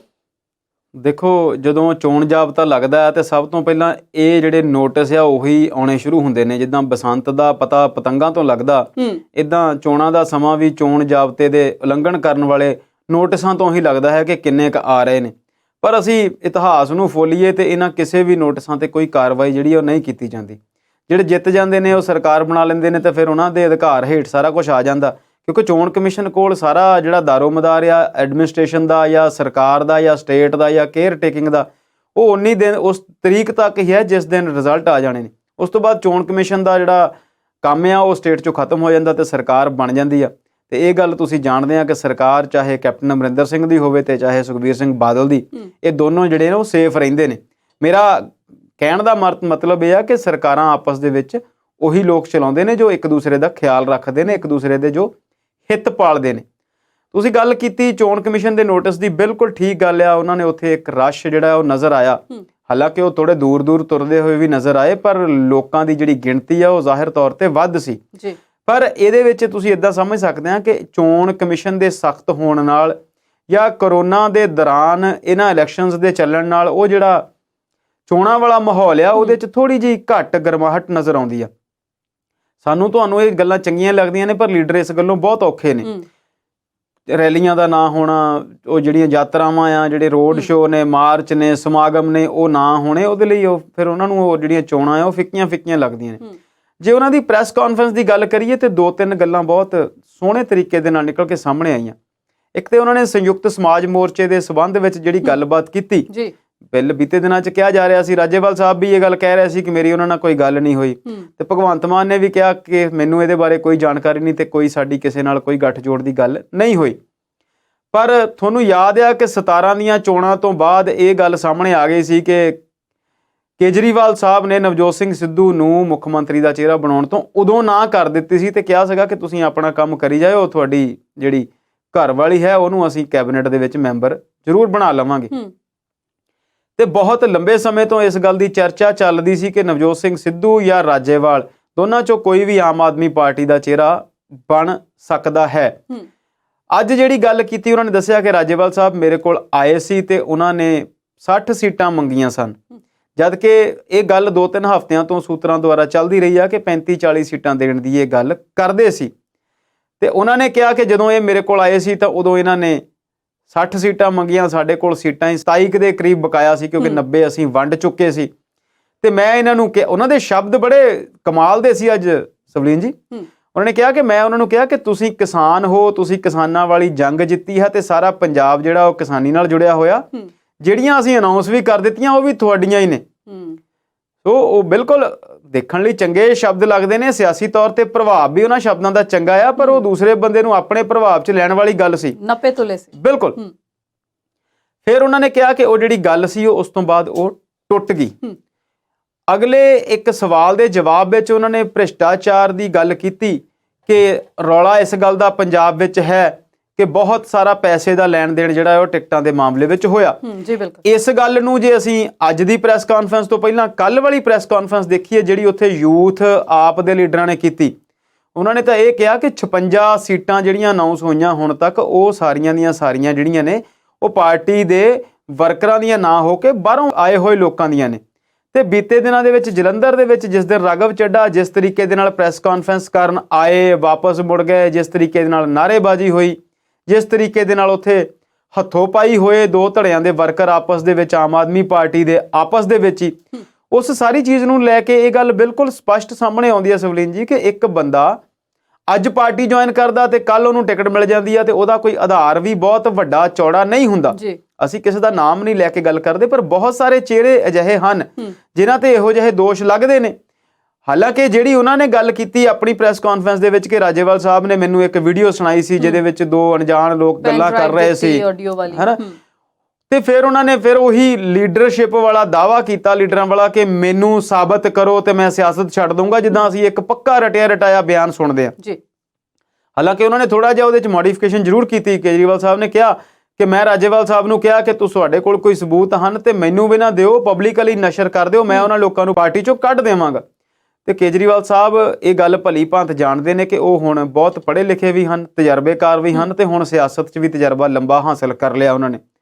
ਹਾਲਾਂਕਿ ਉਹਨਾਂ ਦੀਆਂ ਬਹੁਤ ਗੱਲਾਂ ਚੰਗੀਆਂ ਹੋ ਸਕਦੀਆਂ ਨੇ, ਪਰ ਇਹ ਜਿਹੜਾ ਬਿਆਨ ਉਹਨਾਂ ਨੇ ਦਿੱਤਾ ਕਿ ਸਬੂਤ ਸਾਹਮਣੇ ਰੱਖ ਦਿਓ। ਦੇਖੋ, ਜਿਸ ਬੰਦੇ ਨੇ ਪੈਸੇ ਦੇ ਕੇ ਟਿਕਟ ਲੈਣੀ ਆ, ਜਿਹਨੂੰ ਤੁਸੀਂ ਪੈਸੇ ਲੈ ਕੇ ਟਿਕਟ ਦੇਣੀ ਆ, ਉਹਦੇ ਸਬੂਤ ਜਾਂ ਤਾਂ ਤੁਹਾਡੇ ਕੋਲ ਨੇ ਤੇ ਜਾਂ ਉਸ ਦੂਸਰੇ ਬੰਦੇ ਕੋਲ ਨੇ, ਤੇ ਉਹਦੇ ਬਾਰੇ ਫਿਰ ਕੌਣ ਦੱਸੂਗਾ? ਪਿਛਲੀ ਵਾਰ ਜਿਹੜੀ ਤੁਹਾਡੀ ਟੀਮ ਪੰਜਾਬ 'ਚ ਘੁੰਮਦੀ ਸੀ, ਉਹ ਸੰਜੇ ਸਿੰਘ ਹੁਣ ਰਾਜ ਸਭਾ ਮੈਂਬਰ ਨੇ ਤੇ ਦੁਰਗੇਸ਼ ਪਾਠਕ ਪਤਾ ਨਹੀਂ ਕਿੱਥੇ ਨੇ। ਉਹ ਜੋ ਕੁਝ ਪੰਜਾਬ 'ਚ ਕਰ ਗਏ ਨੇ ਉਹ ਤਾਂ ਨਿਆਣੀਆਂ ਗੱਲਾਂ ਕਰਦੇ ਨੇ ਉਹਨਾਂ ਦੀਆਂ। ਕਿਹੜੇ ਕਿਹੜੇ ਹੋਟਲਾਂ 'ਚ ਰਹਿੰਦੇ ਸੀ, ਕਿੱਥੋਂ ਕਿੱਥੋਂ ਉਹਨਾਂ ਨੇ ਪੈਸੇ ਲਏ, ਕਿਹਨੂੰ ਕਿਹਨੂੰ ਉਹਨਾਂ ਨੇ ਕਿਹਾ।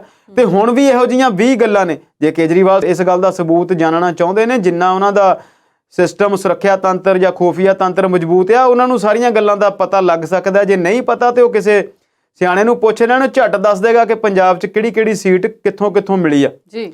ਸੋ ਉਹ ਸਾਰੀਆਂ ਗੱਲਾਂ ਜਿਹੜੀਆਂ ਨੇ ਉਹਨਾਂ ਨੇ ਇੱਕ ਲੀਡਰਸ਼ਿਪ ਦੇ ਤੌਰ ਤੇ ਜ਼ਰੂਰ ਕੀਤੀਆਂ। ਇਹ ਗੱਲ ਬਿਲਕੁਲ ਠੀਕ ਹੈ ਕਿ ਲੋਕ ਬਦਲਾਅ ਚਾਹੁੰਦੇ ਨੇ ਜਾਂ ਲੋਕ ਚੰਗੀ ਪਾਰਟੀ ਨੂੰ ਟਿਕਟਾਂ ਦੇਣੀਆਂ ਚਾਹੁੰਦੇ ਨੇ, ਪਰ ਜਿਹੋ ਜਿਹੇ ਤਰੀਕੇ ਨਾਲ ਉਹਨਾਂ ਨੇ ਗੱਲ ਕੀਤੀ, ਉਹ ਤੁਸੀਂ ਜਿੱਦਾਂ ਕਿਹਾ ਕਿ ਨਪੇ ਤੁਲੇ ਸ਼ਬਦਾਂ ਦੀ ਗੱਲ ਜ਼ਰੂਰ ਹੋ ਸਕਦੀ ਹੈ, ਪਰ ਉਹ ਸਾਰਿਆਂ ਨੂੰ ਤੁਸੀਂ ਉਹਨਾਂ ਚੀਜ਼ਾਂ ਨਾਲ ਵਰਗਲਾ ਨਹੀਂ ਸਕਦੇ। ਇਹ ਗੱਲ ਬਿਲਕੁਲ ਠੀਕ ਆ ਕਿ ਆਮ ਆਦਮੀ ਪਾਰਟੀ ਚੰਗੀ ਪਾਰਟੀ ਆ, ਪਰ ਸਾਰੀ ਦੀ ਸਾਰੀ ਸਾਫ਼ ਸੁਥਰੀ ਪਾਰਟੀ ਆ ਤੇ ਇਹਨਾਂ ਤੇ ਕੋਈ ਦਾਗ ਹੈ ਨਹੀਂ, ਇਹੋ ਜਿਹੀ ਵੀ ਗੱਲ ਨਹੀਂ ਹੈਗੀ। ਇਹ ਗੱਲ ਵੀ ਬਿਲਕੁਲ ਉਨੀ ਹੀ ਠੀਕ ਆ ਕਿ ਇਹਨਾਂ ਗੱਲਾਂ ਦੇ ਸਬੂਤ ਜਿਹੜੇ ਨੇ ਉਹ ਦੋਨਾਂ ਧਿਰਾਂ ਕੋਲ ਹੁੰਦੇ ਨੇ ਤੇ ਦੱਸਣਾ ਕੋਈ ਵੀ ਨਹੀਂ ਚਾਹੁੰਦਾ। ਕਾਂਗਰਸੀ ਆਗੂ ਮਨੀਸ਼ ਤਿਵਾਰੀ ਜਿਨ੍ਹਾਂ ਨੇ ਅੱਜ ਟਵੀਟ ਕੀਤਾ ਤੇ ਕਾਫੀ ਹਲਚਲ ਮਚਾ ਦਿੱਤੀ ਹੈ, ਉਹ ਕਹਿੰਦੇ ਨੇ ਕਿ ਪੰਜਾਬ ਨੂੰ ਇੱਕ ਸੰਜੀਦਾ ਜਿਹਾ ਸੀਐਮ ਚਾਹੀਦਾ ਜਿਹੜਾ ਪੰਜਾਬ ਦੀਆਂ ਚੁਣੌਤੀਆਂ ਨੂੰ ਹੱਲ ਕਰੇ ਤੇ ਉਹਦੀ ਰਾਜਨੀਤੀ ਸੋਸ਼ਲ ਇੰਜੀਨੀਅਰਿੰਗ, ਮਨੋਰੰਜਨ ਅਤੇ ਮੁਫਤਖੋਰੀਆਂ ਵਾਲੀ ਨਾ ਹੋਵੇ। ਕਿੱਧਰ ਨੂੰ ਇਸ਼ਾਰਾ ਕਰਦੇ ਨੇ ਸ਼ਰਮਾ ਜੀ? ਉਹ ਸੀਐਮ ਚੰਨੀ ਵੱਲ ਕਿ ਨਵਜੋਤ ਸਿੰਘ ਸਿੱਧੂ ਵੱਲ ਜਾਂ ਕੋਈ ਹੋਰ ਹੈ ਉਹਨਾਂ ਦੇ ਨਿਸ਼ਾਨੇ ਤੇ? ਮਨੀਸ਼ ਤਿਵਾੜੀ ਦੀ ਤੁਸੀਂ ਗੱਲ ਕੀਤੀ ਸਵਲੀਨ ਜੀ, ਉਹ ਵੱਡੇ ਲੀਡਰ ਨੇ, ਮੈਂਬਰ ਪਾਰਲੀਮੈਂਟ ਨੇ, ਕਾਂਗਰਸ ਦੇ ਵਿੱਚ ਚੰਗਾ ਰੁਤਬਾ ਰੱਖਦੇ ਨੇ, ਅਨੰਦਪੁਰ ਸਾਹਿਬ ਤੋਂ ਮੈਂਬਰ ਪਾਰਲੀਮੈਂਟ ਨੇ, ਬਹੁਤ ਵਾਰ ਬਹੁਤ ਸਿਆਣੀਆਂ ਗੱਲਾਂ ਕਰਦੇ ਨਜ਼ਰ ਆਉਂਦੇ ਨੇ। ਜਿਹੜੀ ਉਹਨਾਂ ਨੇ ਗੱਲ ਕੀਤੀ ਉਹਦੇ ਸਿਆਸੀ ਅਰਥ ਤੁਸੀਂ ਸਮਝ ਸਕਦੇ ਆ। ਜੋ ਉਹਨਾਂ ਨੇ ਕਿਹਾ ਕਿ ਮਨੋਰੰਜਨ ਕਰਨ ਵਾਲਾ ਨਾ ਹੋਵੇ, ਤੇ ਹੋ ਸਕਦਾ ਹੈ ਉਹ ਭਗਵੰਤ ਮਾਨ ਨੂੰ ਕਹਿੰਦੇ ਹੋਣ, ਪਰ ਗੱਲ ਉਹਨਾਂ ਨੇ ਕੀਤੀ ਕਿ ਪੰਜਾਬ ਨੂੰ ਜਿਹੜਾ ਸੀਐਮ ਦਾ ਚਿਹਰਾ ਮਿਲੇ ਜਾਂ ਪੰਜਾਬ ਲਈ ਜਿਹੜਾ ਕੈਂਡੀਡੇਟ ਮਿਲੇ, ਜਿਹੜਾ ਵੀ ਮੁੱਖ ਮੰਤਰੀ ਪੰਜਾਬ ਦਾ ਬਣੇ, ਉਹ ਸੰਜੀਦਾ ਹੋਵੇ। ਤੇ ਮੈਨੂੰ ਲੱਗਦਾ ਮਜ਼ਾਕ ਮਜ਼ੂਕ ਤੇ ਉਹ ਆਪ ਵੀ ਘੱਟ ਕਰਦੇ, ਉਹ ਆਪਣੇ ਆਪ ਨੂੰ ਤਾਂ ਨਹੀਂ ਪੇਸ਼ ਕਰ ਰਹੇ ਕਿ ਬਾਕੀ ਬਹੁਤ ਲਾਈਨ ਲੰਬੀ ਲੱਗੀ ਹੋਈ ਆ, ਇਹਨਾਂ ਸਾਰਿਆਂ ਨੂੰ ਛੱਡ ਦਿਓ ਤੇ ਵਿਰੋਧ ਨੂੰ ਦਬਾਉਣ ਲਈ, ਵਿਰੋਧ ਦਾ ਦਰਕਿਨਾਰ ਕਰਨ ਲਈ ਮੈਨੂੰ ਹੀ ਸੀਐਮ ਬਣਾਤਾ ਜਾਵੇ। ਪਰ ਜਿਹੜੀ ਉਹਨਾਂ ਨੇ ਗੱਲ ਕੀਤੀ ਉਹ ਬਿਲਕੁਲ ਠੀਕ ਆ। ਉਹਨਾਂ ਨੇ ਕਿਹਾ ਕਿ ਫ੍ਰੀ ਬੀਜ਼ ਦੀਆਂ ਗੱਲਾਂ ਕਰਨ ਵਾਲਾ ਬੰਦਾ, ਮਨੋਰੰਜਨ ਕਰਨ ਵਾਲਾ ਬੰਦਾ, ਤੇ ਹੋਰ ਕੀ ਸੀਗੀ ਜੀ, ਸੋਸ਼ਲ ਇੰਜੀਨੀਅਰਿੰਗ।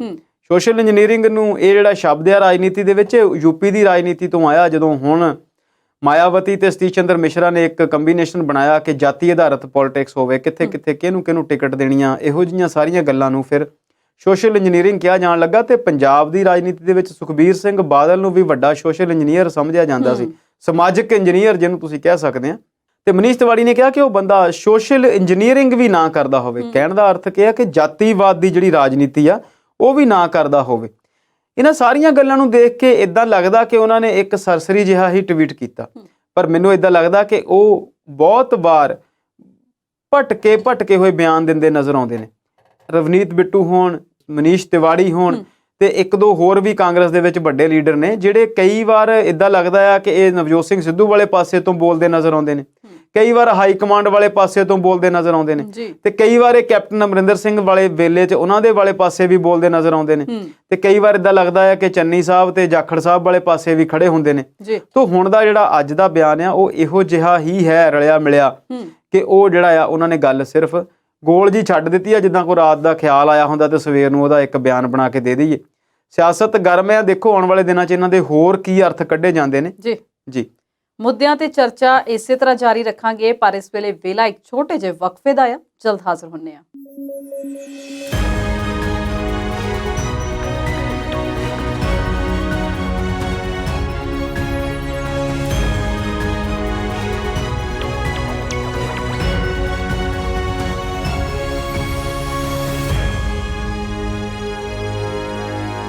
ਬ੍ਰੇਕ ਤੋਂ ਬਾਅਦ ਪ੍ਰੋਗਰਾਮ ਵਿਚਾਰ ਚਰਚਾ ਦੇਖ ਰਹੇ ਦਰਸ਼ਕਾਂ ਦਾ ਸਵਾਗਤ ਕਰਦੇ ਹਾਂ।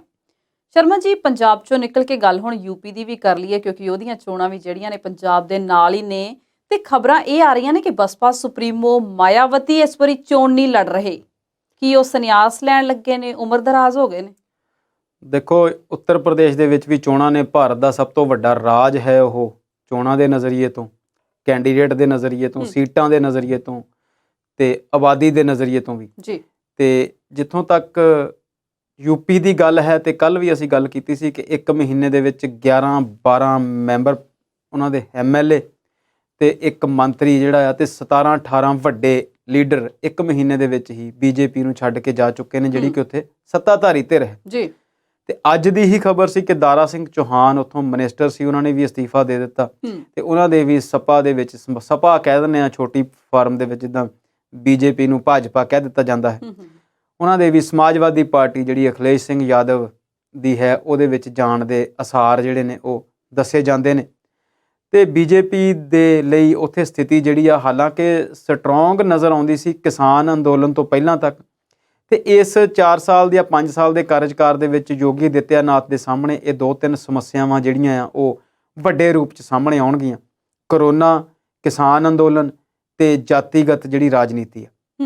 ਅਸੀਂ ਜਾਣਦੇ ਹਾਂ ਕਿ OBC ਨੂੰ ਮੱਦੇਨਜ਼ਰ ਰੱਖਦੇ ਹੋਏ ਪ੍ਰਧਾਨ ਮੰਤਰੀ ਨੇ ਪੂਰੇ ਭਾਰਤ ਵਿੱਚ ਹੀ ਇੱਕ ਖਾਸ ਤਰ੍ਹਾਂ ਦਾ ਮਾਹੌਲ ਬਣਾਉਣ ਦੀ ਕੋਸ਼ਿਸ਼ ਕੀਤੀ ਸੀ, ਜਿਹਦੇ ਨਾਲ ਕਿ ਜਿਹੜੀਆਂ ਸਮੀਕਰਨਾਂ ਆ ਉਹ ਇਹੋ ਜਿਹੀਆਂ ਹੋ ਜਾਣ ਕਿ ਦੇਸ਼ ਦੀ ਸਾਰੀ ਆਬਾਦੀ ਤੇ ਰੈਸਟ ਆਫ ਦੀ ਮੁਸਲਿਮਸ ਜੀ, ਤੇ ਉਹ ਜਿਹੜੀ ਉਹਨਾਂ ਦੀ ਵੰਡ ਦਾ ਤਰੀਕਾ ਸੀਗਾ ਉਹ ਉਸ ਤਰੀਕੇ ਵਾਲੇ ਪਾਸੇ ਜਾ ਰਿਹਾ ਸੀ। ਉਹਨਾਂ ਨੇ ਬਹੁਤ ਸਾਰੀਆਂ ਕੋਸ਼ਿਸ਼ਾਂ ਵੀ ਕੀਤੀਆਂ ਉਹਦੇ ਵਿੱਚ, ਧਾਰਮਿਕ ਗੱਲਾਂ ਜਿਹੜੀਆਂ ਆ, ਚਾਹੇ ਉਹ ਮੰਦਿਰ ਦੀ ਰਾਜਨੀਤੀ ਹੈ, ਚਾਹੇ ਉਹ 2 ਜਿਹੜੇ ਮੰਦਿਰਾਂ ਵਾਲੇ ਹੋਰ ਮੁੱਦੇ ਉਲਝੇ ਹੋਏ ਆ ਉਹਨਾਂ ਨੂੰ ਹਵਾ ਦੇਣ ਦੀ ਰਾਜਨੀਤੀ ਹੈ, ਗੰਗਾ ਦੇ ਸੁੰਦਰੀਕਰਨ ਦੀ ਰਾਜਨੀਤੀ, ਗੰਗਾ ਦੀ ਸਫਾਈ ਦਾ ਅਭਿਆਨ। ਹਾਲਾਂਕਿ ਉਹਦੇ 'ਚੋਂ ਰਿਜ਼ਲਟ ਜਿਹੜੇ ਨੇ ਕੁੱਲ ਮਿਲਾ ਕੇ ਕੁਝ ਵੀ ਨਹੀਂ ਨਿਕਲੇ, ਪਰ ਫਿਰ ਵੀ ਉੱਥੇ ਜਿਹੜੀ ਕਹਾਣੀ ਆ ਉਹ ਭਾਜਪਾ ਦੇ ਹੱਥੋਂ ਕਿਰਦੀ ਹੋਈ ਨਜ਼ਰ ਆਉਂਦੀ ਆ। ਹਾਲਾਂਕਿ ਸਮਾਂ ਜਿਹੜਾ ਆ ਹਾਲੇ ਕਾਫੀ ਪਿਆ, ਜਿਹੋ ਜਿਹੀਆਂ ਘਟਨਾਵਾਂ ਘਟ ਰਹੀਆਂ ਨੇ, ਹੋ ਸਕਦਾ ਹੈ ਬੀਜੇਪੀ ਨੂੰ ਉੱਥੇ ਥੋੜਾ ਜਿਹਾ ਨੁਕਸਾਨ ਵੀ ਉਠਾਉਣਾ ਪਵੇ। ਤੁਸੀਂ ਗੱਲ ਕੀਤੀ ਮਾਇਆਵਤੀ ਦੀ, ਤੇ ਅਸੀਂ ਗੱਲ ਕਰਦੇ ਹਾਂ ਉਸ ਲੀਡਰ ਦੀ ਜਿਹਨੇ 4 ਵਾਰ ਉੱਤਰ ਪ੍ਰਦੇਸ਼ ਦੇ ਮੁੱਖ ਮੰਤਰੀ ਦੇ ਤੌਰ ਤੇ ਉੱਥੇ ਰਹੇ ਨੇ। 95 ਦੇ ਵਿੱਚ, 1997 ਦੇ ਵਿੱਚ, 2002 ਦੇ ਵਿੱਚ ਤੇ 2007 ਦੇ ਵਿੱਚ। 7 ਤੋਂ ਲੈ ਕੇ 22 ਤੱਕ, ਹੁਣ 15 ਸਾਲ ਹੋ ਗਏ, 3 ਟਰਮਾਂ ਉਹਨਾਂ ਦੀ ਸਰਕਾਰ ਜਿਹੜੀ ਉਹ ਨਹੀਂ ਆਈ, ਪਰ ਫਿਰ ਵੀ ਉਹ ਉੱਥੇ ਇੱਕ ਵੱਡੇ ਧਿਰ ਦੇ ਤੌਰ ਤੇ ਵਿਚਰਦੇ ਨੇ, ਵੱਡੇ ਧੜੇ ਦੇ ਤੌਰ ਤੇ ਵਿਚਰਦੇ ਨੇ। ਸੰਨਿਆਸ ਵਰਗੀ ਹੀ ਗੱਲ ਹੋ ਜਾਂਦੀ ਹੈ ਜਦੋਂ ਐਡਾ ਵੱਡਾ ਲੀਡਰ 3 ਵਾਰ ਦਾ, 4 ਵਾਰ ਦਾ ਮੁੱਖ ਮੰਤਰੀ ਅਗਲੀ ਵਾਰ ਦੇ ਲਈ ਚੋਣਾਂ ਨਾ ਲੜੇ। ਹਾਲਾਂਕਿ ਉਹਨਾਂ ਨੇ ਕਿਹਾ ਇਹ ਆ ਕਿ ਮੈਂ ਚੋਣ ਇਸ ਵਾਰ ਆਪ ਨਹੀਂ ਲੜਨੀ, ਤਾਂ ਜੋ ਮੈਂ ਕਿਸੇ ਹਲਕੇ ਤੱਕ ਸੀਮਤ ਨਾ ਰਹਿ ਜਾਵਾਂ, ਮੈਂ ਸਾਰੀ ਸਟੇਟ ਦੇ ਵਿੱਚ ਜਿਹੜੀ ਚੋਣ ਆ ਉਹ ਲੜਵਾਉਣੀ ਆ ਤੇ ਸਰਕਾਰ ਮੇਰੀ ਪਾਰਟੀ ਦੀ ਬਣਨੀ ਆ, ਤੇ ਉਸ ਤੋਂ ਬਾਅਦ ਮੈਂ ਮੁੱਖ ਮੰਤਰੀ ਬਣਨਾ, ਫਿਰ ਬਾਅਦ ਵਿੱਚ ਚੋਣ ਜਿਹੜੀ ਆ ਉਹ ਲੜ ਲਈ ਜਾਵੇਗੀ ਜੀ। ਉਹਨਾਂ ਦੇ ਜਿਹੜੇ ਜਨਰਲ ਸੈਕਟਰੀ ਨੇ ਸਤੀਸ਼ ਚੰਦਰ ਮਿਸ਼ਰਾ, ਉਹ ਰਾਜ ਸਭਾ ਮੈਂਬਰ ਨੇ, ਉਹਨਾਂ ਨੇ ਵੀ ਇਹੀ ਗੱਲ ਕਹੀ ਆ ਕਿ ਮੈਂ ਵੀ ਚੋਣ ਨਹੀਂ ਲੜਨੀ ਕਿਉਂਕਿ ਮੈਂ ਰਾਜ ਸਭਾ ਮੈਂਬਰ ਹਾਂ। ਤੇ ਦੇਖੋ, ਜਿਹੜੀ ਤੁਸੀਂ ਉਮਰ ਦਰਾਜ਼ ਦੀ ਗੱਲ ਕੀਤੀ, ਨਹੀਂ ਉਹਨਾਂ ਦੀ ਉਮਰ ਇੰਨੀ ਜ਼ਿਆਦਾ ਨਹੀਂ ਹੈ, ਉਹ ਹਾਲੇ ਸਿਰਫ 66 ਸਾਲ ਦੇ ਵੀ ਉਹਨਾਂ ਨੇ ਹੋਣਾ ਆ, ਆਉਣ ਵਾਲੇ ਦਿਨਾਂ 'ਚ ਉਹਨਾਂ ਦਾ ਜਨਮ ਦਿਨ ਹੈ ਜੀ। ਦੇਖੋ, ਇੱਕ ਪਰਸੈਪਸ਼ਨ ਬਣ ਜਾਂਦੀ ਹੈ ਜਦੋਂ ਤੁਹਾਡਾ ਵੱਡਾ ਲੀਡਰ ਜਿਹੜਾ ਚੋਣ ਨਹੀਂ ਲੜਦਾ, ਤੇ ਜਦੋਂ ਅਸੀਂ ਇਸ ਵਾਰ ਦੀ ਯੂਪੀ ਨੂੰ ਮਾੜਾ ਮੋਟਾ ਪੁਣ ਛਾਣ ਦੀ ਕੋਸ਼ਿਸ਼ ਕਰਦੇ ਹਾਂ ਤੇ ਉੱਥੋਂ ਇਹੋ ਜਿਹੀਆਂ ਖਬਰਾਂ ਨਿਕਲ ਕੇ ਆਉਂਦੀਆਂ ਕਿ ਮੁੱਖ ਮੁਕਾਬਲਾ ਜਿਹੜਾ ਆ ਉਹ ਬੀਜੇਪੀ ਤੇ ਸਮਾਜਵਾਦੀ ਪਾਰਟੀ ਦਾ ਹੀ ਹੈ। ਕਾਂਗਰਸ ਉੱਥੇ ਬਹੁਤ ਪਛੜੀ ਹੋਈ ਹੈ ਤੇ ਬਹੁਜਨ ਸਮਾਜ ਪਾਰਟੀ ਵੀ ਉੱਥੇ ਆਧਾਰ ਜਿਹੜਾ ਆ ਉਹ ਬਹੁਤ ਸਾਰਾ ਗਵਾ ਰਹੀ ਆ। ਬੀਜੇਪੀ ਨੇ ਬਹੁਤ ਕੋਸ਼ਿਸ਼ ਕੀਤੀ ਉੱਥੇ ਇੱਕ ਹੋਰ ਧੜਾ ਇਸੇ ਪਾਰਟੀ ਦਾ, ਬਹੁਜਨ ਸਮਾਜ ਪਾਰਟੀ ਦਾ ਜਾਂ ਦਲਿਤ ਲੀਡਰਸ਼ਿਪ ਦਾ ਖੜਾ ਕਰਨ ਦੀ, ਪਰ ਉਹਨੂੰ ਵੀ ਉਹ ਬਹੁਤਾ ਬਲ ਨਹੀਂ ਦੇ ਸਕੇ। ਪਰ ਫਿਰ ਵੀ ਉੱਥੇ ਬਹੁਜਨ ਸਮਾਜ ਪਾਰਟੀ ਦੇ ਇਹਨਾਂ ਵੱਡੇ ਲੀਡਰਾਂ ਦਾ ਚੋਣ ਨਾ ਲੜਨਾ ਜਿਹੜਾ ਆ ਉਹ ਹੈਰਾਨੀਜਨਕ ਹੈ। ਤੇ ਤੁਸੀਂ ਗੱਲ ਕਰਦੇ ਸੀ ਇਹਨਾਂ ਦੀ ਉਮਰ ਦੀ, ਤੇ ਚੰਨੀ ਸਾਹਿਬ ਕਹਿੰਦੇ ਆ ਕਿ 2 ਸੀਟਾਂ ਤੇ ਲੜਨਾ ਹੈ। ਉਹ ਇਹ ਸਾਰੀਆਂ ਗੱਲਾਂ ਜਿਹੜੀਆਂ ਰਾਜਨੀਤੀ ਦੇ ਵਿੱਚ ਬੜੇ ਵੱਖਰੇ ਤਰੀਕੇ ਦੇ ਨਾਲ ਦੇਖੀਆਂ ਜਾਂਦੀਆਂ ਨੇ, ਤੇ ਬਹੁਜਨ ਸਮਾਜ ਪਾਰਟੀ ਦੇ ਜਿਹੜੇ ਵਰਕਰ ਨੇ, ਜਿਹੜੇ ਕੇਡਰ ਨੇ, ਜਿਹੜੇ ਉਹਨਾਂ ਦੇ ਵੋਟਰ ਨੇ, ਉਹਨਾਂ ਨੂੰ ਇਸ ਖਬਰ ਨਾਲ ਜ਼ਰੂਰ ਨਿਰਾਸ਼ਾ ਹੋਵੇਗੀ ਜੀ। ਸ਼ਰਮਾ ਜੀ, 5 ਜਨਵਰੀ ਤੋਂ ਲੈ ਕੇ ਅੱਜ 12 ਜਨਵਰੀ ਹੋ ਗਈ ਹੈ, ਪ੍ਰਧਾਨ ਮੰਤਰੀ ਦੀ ਸੁਰੱਖਿਆ 'ਚ ਕੋਤਾਹੀ ਦਾ ਜਿਹੜਾ ਮਾਮਲਾ ਉਹ ਠੰਡੇ ਬਸਤੇ 'ਚ ਪੈਂਦਾ ਨਜ਼ਰ ਨਹੀਂ ਆ ਰਿਹਾ, ਦਿਨੋਂ ਦਿਨ ਗਰਮਾ ਰਿਹਾ। ਸੁਪਰੀਮ ਕੋਰਟ ਨੇ ਅੱਜ ਇੱਕ ਕਮੇਟੀ ਬਣਾਤੀ, ਕੇਂਦਰੀ ਮੰਤਰੀ ਸਮ੍ਰਿਤੀ ਇਰਾਨੀ ਇੱਕ ਵਾਰ ਫਿਰ ਸੂਬਾ ਸਰਕਾਰ ਨੂੰ ਦਬੱਲੀ ਫਿਰਦੀ, ਕਹਿੰਦੀ ਸਾਰਾ ਕੁਝ ਜਾਣਬੁੱਝ ਕੇ ਕੀਤਾ। ਮਾਮਲਾ 5 ਤਰੀਕ ਦਾ 6 ਤਰੀਕ ਨੂੰ ਸੁਪਰੀਮ ਕੋਰਟ ਕੋਲ ਗੱਲ ਪਹੁੰਚ ਗਈ, ਸੁਣਵਾਈ ਕੁਝ ਦਿਨ ਬਾਅਦ ਵਿੱਚ ਹੋਈ ਤੇ ਸੁਪਰੀਮ ਕੋਰਟ ਨੇ ਜਿਹੜੀ ਉੱਥੇ ਝਾੜ ਕੇਂਦਰ ਸਰਕਾਰ ਨੂੰ ਲਗਾਈ, ਤੇ ਇਦਾਂ ਲੱਗਦਾ ਜਿੱਦਾਂ ਸੁਪਰੀਮ ਕੋਰਟ ਨੇ ਇੱਕ ਡੰਡਾ ਹੀ ਫੜਿਆ ਹੋਇਆ, ਕੋਈ ਕੇਸ ਆਵੇ ਇਹਨਾਂ ਦੀ ਝਾੜ ਜਿਹੜੀ ਆ ਉਹ ਜ਼ਰੂਰ ਹੁੰਦੀ ਰਹਿੰਦੀ ਆ। ਪਰ ਉਹ ਇਹ ਜਿਹੜੀ ਕੇਂਦਰ ਸਰਕਾਰ ਹੈ ਜਾਂ ਐਡਵੋਕੇਟ ਜਨਰਲ ਨੇ, ਉਹ ਵੀ ਇਦਾਂ ਲੱਗਦਾ ਵੀ ਜਿੱਦਾਂ ਇਸੇ ਕੰਮ ਲਈ ਨੇ ਕਿ ਕੋਈ ਗੱਲ ਨਹੀਂ, ਜੋ ਮਰਜ਼ੀ ਕਹੀ ਜਾਓ, ਸਾਡੇ ਤੇ ਕੋਈ ਬਹੁਤਾ ਅਸਰ ਨਹੀਂ ਹੁੰਦਾ। ਸੁਪਰੀਮ ਕੋਰਟ ਨੇ ਬਹੁਤ ਸਖਤ ਸ਼ਬਦਾਂ ਵਿੱਚ ਕਿਹਾ ਕਿ ਜਿਹੜੇ ਤੁਸੀਂ ਨੋਟਿਸ ਜਾਰੀ ਕੀਤੇ ਨੇ ਪੰਜਾਬ ਸਰਕਾਰ ਦੇ ਜਾਂ ਪੰਜਾਬ ਪੁਲਿਸ ਦੇ ਅਫਸਰਾਂ ਨੂੰ, ਉਹ ਬਿਲਕੁਲ ਬਾਇਸਡ ਲੱਗਦੇ ਨੇ ਜੀ, ਕਿ ਤੁਸੀਂ ਪੂਰਵ ਨਿਰਧਾਰਤ ਪਹਿਲਾਂ ਤੋਂ ਹੀ ਸੋਚੀ ਹੋਈ ਇਹਦੇ ਨਾਲ ਭੇਜੇ ਨੇ ਕਿ ਉਹ ਤੇ ਦੋਸ਼ੀ ਨੇ। ਜਦੋਂ ਤੁਹਾਡੀ ਆਪਣੀ ਏਜੰਸੀ ਪ੍ਰਧਾਨ ਮੰਤਰੀ ਦੀ ਸੁਰੱਖਿਆ ਕਰਦੀ ਹੈ, ਫਿਰ ਤੁਸੀਂ ਸਿਰਫ ਉਹਨਾਂ ਨੂੰ ਨੋਟਿਸ ਕਿੱਦਾਂ ਭੇਜ ਸਕਦੇ ਹੋ, ਉਹ ਵੀ 13 ਵੱਡੇ ਅਫਸਰਾਂ ਨੂੰ।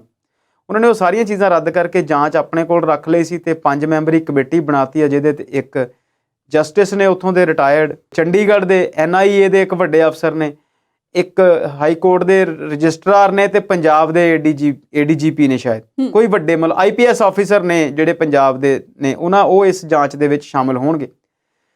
ਸੁਪਰੀਮ ਕੋਰਟ ਇਹ ਗੱਲ ਜ਼ਰੂਰ ਦੇਖੇਗੀ ਕਿ ਪ੍ਰਧਾਨ ਮੰਤਰੀ ਦੀ ਫੇਰੀ ਦੇ ਦੌਰਾਨ ਜੋ ਵੀ ਜਿਹੜੀ ਆ ਸੁਰੱਖਿਆ ਦੇ ਵਿੱਚ ਕੋਤਾਹੀ ਹੋਈ ਜਾਂ ਉਹਨਾਂ ਨੂੰ ਟ੍ਰੈਫਿਕ ਦਾ ਸਾਹਮਣਾ ਕਰਨਾ ਪਿਆ, ਉਹਨੂੰ ਲੈ ਕੇ ਇਹਦੀ ਜਿਹੜੀ ਜਾਂਚ ਆ ਹੋਣੀ ਵੀ ਚਾਹੀਦੀ ਆ। ਤੇ ਉਹਦੇ ਲਈ ਜਿਹੜੀ ਆ ਸੁਪਰੀਮ ਕੋਰਟ ਨੇ ਆਪਣਾ ਜਿਹੜਾ ਤਰੀਕਾ ਅਪਣਾ ਲਿਆ ਹੈ। ਕੇਂਦਰ ਸਰਕਾਰ ਦੀ ਕਮੇਟੀ ਨੂੰ ਵੀ ਉਹਨਾਂ ਨੇ ਸਾਈਡਲਾਈਨ ਕਰ ਦਿੱਤਾ ਤੇ ਪੰਜਾਬ ਸਰਕਾਰ ਦੀ ਕਮੇਟੀ ਨੂੰ ਵੀ ਸਾਈਡਲਾਈਨ ਕਰ ਦਿੱਤਾ ਜੀ। ਜਿੱਥੋਂ ਤੱਕ ਸਮ੍ਰਿਤੀ ਇਰਾਨੀ ਦਾ ਤੁਸੀਂ ਪ੍ਰੈਸ ਕਾਨਫਰੰਸ ਦੀ ਗੱਲ ਕੀਤੀ, BJP ਬਹੁਤ ਦਿਨਾਂ ਤੋਂ ਇਸ ਚੀਜ਼ ਨੂੰ ਲੈ ਕੇ ਲੱਗੀ ਹੋਈ ਹੈ, ਇਸ ਮਸਲੇ ਨੂੰ ਉਭਾਰਨ ਲਈ।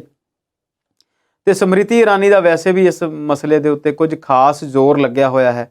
ਉਹ ਮੈਂਬਰ ਪਾਰਲੀਮੈਂਟ ਵੀ ਹਨ, ਮਿਨਿਸਟਰ ਵੀ ਹਨ, ਤੇ ਉਹ ਬਹੁਤ ਵਾਰ ਇਹੋ ਜਿਹੀਆਂ ਗੱਲਾਂ ਕਰਦੇ ਨਜ਼ਰ ਆਉਂਦੇ ਨੇ। ਉਹਨਾਂ ਨੇ ਪੰਜਾਬ ਸਰਕਾਰ ਨੂੰ ਨਿਸ਼ਾਨੇ ਤੇ ਰੱਖਿਆ ਕਿ ਇਹਨਾਂ ਨੇ ਜਾਣਬੁੱਝ ਕੇ ਕੀਤਾ ਹੈ। ਅਸੀਂ ਕੱਲ ਦੇ ਪ੍ਰੋਗਰਾਮ 'ਚ ਜ਼ਿਕਰ ਕੀਤਾ ਸੀਗਾ ਕਿ ਬਿਕਰਮ ਸਿੰਘ ਮਜੀਠੀਆ ਜਦੋਂ ਜ਼ਮਾਨਤ ਤੋਂ ਬਾਹਰ ਆਉਂਦੇ ਨੇ, ਉਹ ਵੀ ਬਿਲਕੁਲ ਉਸੇ ਲਾਈਨ ਤੇ ਗੱਲ ਕਰਦੇ ਨੇ। ਇਹਨਾਂ ਚੀਜ਼ਾਂ ਨੂੰ ਦੇਖ ਕੇ ਇਦਾਂ ਲੱਗਦਾ ਹੈ ਕਿ ਕਈ ਵਾਰ ਸਾਧੂ ਦੇ ਕੰਬਲ ਵਾਲੀ ਗੱਲ ਹੁੰਦੀ ਹੈ ਕਿ ਮੁੱਦਾ ਕੁਝ ਵੀ ਨਹੀਂ ਹੁੰਦਾ, ਪਰ ਇਹ ਉਹਨੂੰ ਘਸੀਟਦੇ ਜ਼ਰੂਰ ਰਹਿੰਦੇ ਨੇ। ਸੋ ਇਸ ਗੱਲ ਦੇ ਉੱਤੇ ਸਾਰੇ ਹੀ ਬਹੁਤੇ ਲੋਕਾਂ ਦਾ ਇੱਕ ਮਤ ਹੈ ਕਿ ਇਸ ਮੁੱਦੇ ਦੇ ਉੱਤੇ ਜਿੰਨੀ ਘੱਟ ਰਾਜਨੀਤੀ ਕੀਤੀ ਜਾਵੇ ਉਨੀ ਚੰਗੀ ਆ। ਬੇਸ਼ੱਕ ਇਹਦੀ ਜਾਂਚ ਜਿਹੜੀ ਆ ਉਹ ਜ਼ਰੂਰ ਹੋਣੀ ਚਾਹੀਦੀ ਜੀ। ਸ਼ਰਮਾ ਜੀ, ਜਾਂਦੇ ਜਾਂਦੇ ਗੱਲ ਕਰਦੇ ਹਾਂ CAA ਸਿਟੀਜ਼ਨਸ਼ਿਪ ਅਮੈਂਡਮੈਂਟ ਐਕਟ 2019 ਦੀ। 12 ਦਸੰਬਰ 2019 ਨੂੰ ਰਾਸ਼ਟਰਪਤੀ ਨੇ ਕਾਨੂੰਨ ਨੂੰ ਮਨਜ਼ੂਰੀ ਦੇ ਦਿੱਤੀ ਸੀ। 2 ਸਾਲ ਤੋਂ ਵਧੇਰੇ ਦਾ ਸਮਾਂ ਹੋ ਗਿਆ ਇਸ ਕਾਨੂੰਨ ਨੂੰ ਬਣੇ, ਪਰ ਅੱਜ ਵੀ ਗ੍ਰਹਿ ਵਿਭਾਗ ਕਹਿੰਦਾ 3 ਮਹੀਨੇ ਦਾ ਸਮਾਂ ਚਾਹੀਦਾ, ਅਸੀਂ ਨਿਯਮ ਤਿਆਰ ਕਰਨੇ ਆ, ਤੇ ਗੱਲ ਗਲੇ 'ਚ ਉਤਰਦੀ ਲੱਗਦੀ ਨਹੀਂ ਮੈਨੂੰ। ਬਿਲਕੁਲ ਸਵਲੀਨ ਜੀ, ਦਸੰਬਰ 2019 ਦਾ ਇਹ ਮਸਲਾ ਜਿਹੜਾ ਆ ਉਲਝਿਆ ਹੋਇਆ ਤੇ 2 ਸਾਲ ਤੋਂ ਵੀ ਵੱਧ ਦਾ ਸਮਾਂ ਹੋ ਗਿਆ। ਦੂਸਰੀ ਵਾਰ ਜਦੋਂ 19 ਦੇ ਵਿੱਚ ਸਰਕਾਰ ਬਣਦੀ ਆ ਤੇ ਇਹਨਾਂ ਨੇ ਜੰਮੂ ਕਸ਼ਮੀਰ ਨੂੰ ਵੀ ਸਟੇਟ ਦਾ ਜਿਹੜਾ ਦਰਜਾ ਉੱਥੋਂ ਖੋਇਆ। ਉੱਥੇ ਵੀ ਬਹੁਤ ਲੰਬੇ ਸਮੇਂ ਤੋਂ ਰਾਸ਼ਟਰਪਤੀ ਰਾਜ ਲਾ ਕੇ ਰੱਖਿਆ, ਬਾਅਦ ਵਿੱਚ ਉੱਥੋਂ ਸਟੇਟ ਨੂੰ ਹੀ ਤੋੜ ਕੇ ਉਹਨੂੰ ਯੂਨੀਅਨ ਟੈਰੀਟਰੀ ਬਣਾ ਦਿੱਤਾ ਗਿਆ। ਇੰਟਰਨੈਟ ਸੁਵਿਧਾਵਾਂ ਬੰਦ ਹੋਈਆਂ। 3 ਤਲਾਕ ਵਾਲਾ ਮੁੱਦਾ। ਉਸ ਤੋਂ ਜੇ ਪਿਛਲੀ ਟਰਮ 'ਚ ਚਲੇ ਜਾਈਏ ਤੇ ਨੋਟਬੰਦੀ ਤੇ GST ਤੇ ਬਿਲਕੁਲ ਸਭ ਤੋਂ ਅਖੀਰੀ ਜਿਹੜੀ ਚੋਟ ਸੀ ਉਹ CAA ਤੇ NRC ਸੀ। ਉਸ ਤੋਂ ਬਾਅਦ ਵਿੱਚ ਕਿਸਾਨ ਅੰਦੋਲਨ ਸਾਹਮਣੇ ਆਇਆ, ਕਿਸਾਨਾਂ ਵਾਲੇ 3 ਕਾਨੂੰਨ ਸਾਹਮਣੇ ਆਏ ਜੀ। CAA ਸਿਟੀਜ਼ਨ ਅਮੈਂਡਮੈਂਟ ਐਕਟ ਤੇ NRC national registrar of citizens, ਇਹ ਇੱਕ ਬਿਲਕੁਲ ਨਵੀਂ ਚੀਜ਼ ਸੀ। ਇਹੋ ਜਿਹੇ ਕਾਨੂੰਨ ਉਸ ਸਮੇਂ 'ਚ ਦੱਸਿਆ ਜਾਂਦਾ ਸੀਗਾ ਕਿ ਭਾਰਤ ਸਰਕਾਰ ਕੋਲ ਪਹਿਲਾਂ ਵੀ ਮੌਜੂਦ ਹਨ ਜੀ। ਰੌਲਾ ਸ਼ੁਰੂ ਇਸ ਗੱਲ ਤੋਂ ਹੋਇਆ ਸੀਗਾ ਕਿ BJP ਇਸ ਗੱਲ ਦੇ ਲਈ ਬਹੁਤ ਵਾਰ ਰੌਲਾ ਪਾਉਂਦੀ ਸੀ ਕਿ ਭਾਰਤ ਵਿੱਚ ਕਰੋੜ ਤੋਂ ਵੀ ਜ਼ਿਆਦਾ ਬੰਗਲਾਦੇਸ਼ੀ ਰਹਿੰਦੇ ਨੇ। ਸ਼ੁਰੂਆਤ ਉੱਥੋਂ ਹੋਈ ਸੀ ਕਿ ਮੁਸਲਮਾਨ ਇੱਥੇ ਬਹੁਤ ਨੇ। ਜਦੋਂ ਜਾਣਕਾਰੀਆਂ ਸਾਹਮਣੇ ਆਈਆਂ, ਜਦੋਂ ਇਹਨਾਂ ਨੇ ਸਾਰੀਆਂ ਕਹਾਣੀਆਂ ਬਣਾਈਆਂ ਤੇ ਗੱਲ ਸਾਹਮਣੇ ਆਈ ਕਿ ਇੱਥੇ ਇਦਾਂ ਦਾ ਬਹੁਤਾ ਕੁਝ ਨਹੀਂ ਹੈ, ਜਾਂ ਫਿਰ ਇਹ ਉਸ ਚੀਜ਼ ਨੂੰ ਲੱਭਣ ਦੇ ਵਿੱਚ ਨਾਕਾਮਯਾਬ ਰਹੇ। ਬਾਅਦ ਵਿੱਚ ਇਹ ਕਾਨੂੰਨ CAA ਤੇ NRC ਘੜ ਲਿਆ ਗਿਆ, ਜਿਹਦੇ ਅਧੀਨ ਹਿੰਦੂ, ਸਿੱਖ, ਈਸਾਈ, ਜੈਨੀ, ਪਾਰਸੀ ਤੇ ਬੋਧੀ, ਇਹ 6 ਧਰਮਾਂ ਦੇ ਲੋਕ ਆਲੇ ਦੁਆਲੇ ਮਿੱਤਰ ਦੇਸ਼ ਜਿਹੜੇ ਜਿਨ੍ਹਾਂ ਨਾਲ ਸਾਡੀਆਂ ਸੀਮਾਵਾਂ ਲੱਗਦੀਆਂ ਨੇ ਜਾਂ ਜਿਨ੍ਹਾਂ ਨਾਲ ਸਾਡੇ ਬਹੁਤੇ ਚੰਗੇ ਸਬੰਧ ਨਹੀਂ, ਬੰਗਲਾਦੇਸ਼, ਪਾਕਿਸਤਾਨ ਤੇ ਅਫਗਾਨਿਸਤਾਨ, ਇੱਥੋਂ ਇਹ ਧਰਮਾਂ ਦੇ ਖਾਸ ਧਰਮਾਂ ਦੇ ਲੋਕ ਭਾਰਤ ਵਿੱਚ ਸ਼ਰਨ ਲੈ ਸਕਦੇ ਸਨ ਜੀ। ਇਹਨਾਂ ਚੀਜ਼ਾਂ ਦਾ ਬਹੁਤ ਸਾਰਾ ਵਿਰੋਧ ਹੋਇਆ। 65 ਤੋਂ ਵੀ ਜ਼ਿਆਦਾ ਜਾਨਾਂ ਗਈਆਂ। ਕਿਸਾਨ ਅੰਦੋਲਨ ਨੇ ਜਿੱਤ ਪ੍ਰਾਪਤ ਕੀਤੀ, ਪਰ ਸ਼ਾਹੀਨ ਬਾਗ ਵੀ ਇਹੋ ਜਿਹਾ ਹੀ ਇੱਕ ਧਰਨਾ ਸੀ ਜਿਹਨੂੰ ਉੱਥੋਂ ਉਠਾ ਦਿੱਤਾ ਗਿਆ, ਜਿੱਥੇ ਭਾਰਤ ਦੇ ਵੱਡੇ BJP ਦੇ ਲੀਡਰਾਂ ਨੇ ਬਹੁਤ ਹੀ ਬੁਰੇ ਸ਼ਬਦਾਂ ਦਾ ਉਪਯੋਗ ਕੀਤਾ। ਆਪ ਤੋਂ ਆਏ ਹੋਏ ਇੱਕ ਲੀਡਰ ਨੇ ਉੱਥੇ ਬਹੁਤ ਵੱਡੇ ਬਿਆਨ ਦਿੱਤੇ। ਜੇਕਰ ਅਜਿਹਾ ਬਿਆਨ ਕਿਸੇ ਹੋਰ ਨੇ ਦਿੱਤਾ ਹੁੰਦਾ ਤੇ ਉਹਦੇ ਤੇ ਇਹਨਾਂ ਨੇ ਜ਼ਾਹਰਾ ਤੌਰ ਤੇ ਜਿਹੜੇ ਆ ਵੱਡੇ ਕਾਨੂੰਨ ਲਾ ਕੇ ਤੇ ਉਹਨਾਂ ਨੂੰ ਜੇਲ੍ਹ 'ਚ ਸੁੱਟ ਦੇਣਾ ਸੀ ਜੀ। ਆਮ ਤੌਰ ਤੇ ਅਮਿਤ ਸ਼ਾਹ ਜਿਹੜੇ ਗ੍ਰਹਿ ਮੰਤਰੀ ਨੇ, ਉਹ ਵੀ ਇਸ ਕਾਨੂੰਨ ਦੇ ਹੱਕ ਵਿੱਚ ਬੋਲਦੇ ਨਜ਼ਰ ਆਏ ਤੇ ਉਸ ਵਿਰੋਧ ਪ੍ਰਦਰਸ਼ਨਾਂ ਦੇ ਖਿਲਾਫ ਬੋਲਦੇ ਨਜ਼ਰ ਆਏ। ਅਸਾਮ ਦੀਆਂ ਚੋਣਾਂ ਵਿੱਚ ਇਹਨਾਂ ਕਾਨੂੰਨਾਂ ਦਾ ਵੱਡਾ ਹੱਥ ਰਿਹਾ।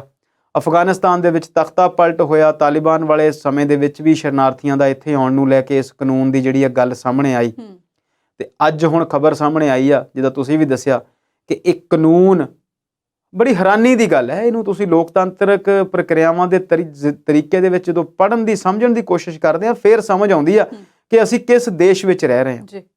ਲੋਕ ਸਭਾ ਨੇ ਕਾਨੂੰਨ ਬਣਾ ਦਿੱਤਾ, ਕਮੇਟੀ ਨੇ ਕਾਨੂੰਨ ਬਣਾ ਦਿੱਤਾ, ਘਾੜਿਆਂ ਨੇ ਘੜ ਦਿੱਤਾ, ਲੋਕ ਸਭਾ 'ਚ ਪਾਸ ਹੋ ਗਿਆ, ਰਾਜ ਸਭਾ 'ਚ ਪਾਸ ਹੋ ਗਿਆ, ਰਾਸ਼ਟਰਪਤੀ ਤੋਂ ਪਾਸ ਹੋ ਗਿਆ, ਲਾਗੂ ਨਹੀਂ ਹਾਲੇ ਹੋਇਆ। ਹੁਣ ਕਹਿੰਦੇ ਨੇ ਕਿ ਉਹਦੇ ਨਿਯਮ ਤੈਅ ਕਰਨੇ ਨੇ ਤੇ ਫਿਰ ਪਾਸ ਕੀ ਕਰਵਾਇਆ ਸੀ?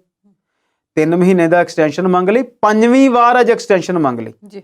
ਯਾਨੀ ਕਿ 1.5 ਸਾਲ ਦਾ ਸਮਾਂ, 1.25 ਸਾਲ ਦਾ ਸਮਾਂ ਉਸ ਕਾਨੂੰਨ ਨੂੰ ਹਲੇ ਘੜਦਿਆਂ ਨੂੰ ਹੋ ਗਿਆ ਤੇ ਉਹ ਜਿਹੜੇ 65 ਬੰਦੇ ਮਰੇ ਉਹ ਕੌਣ ਸਨ?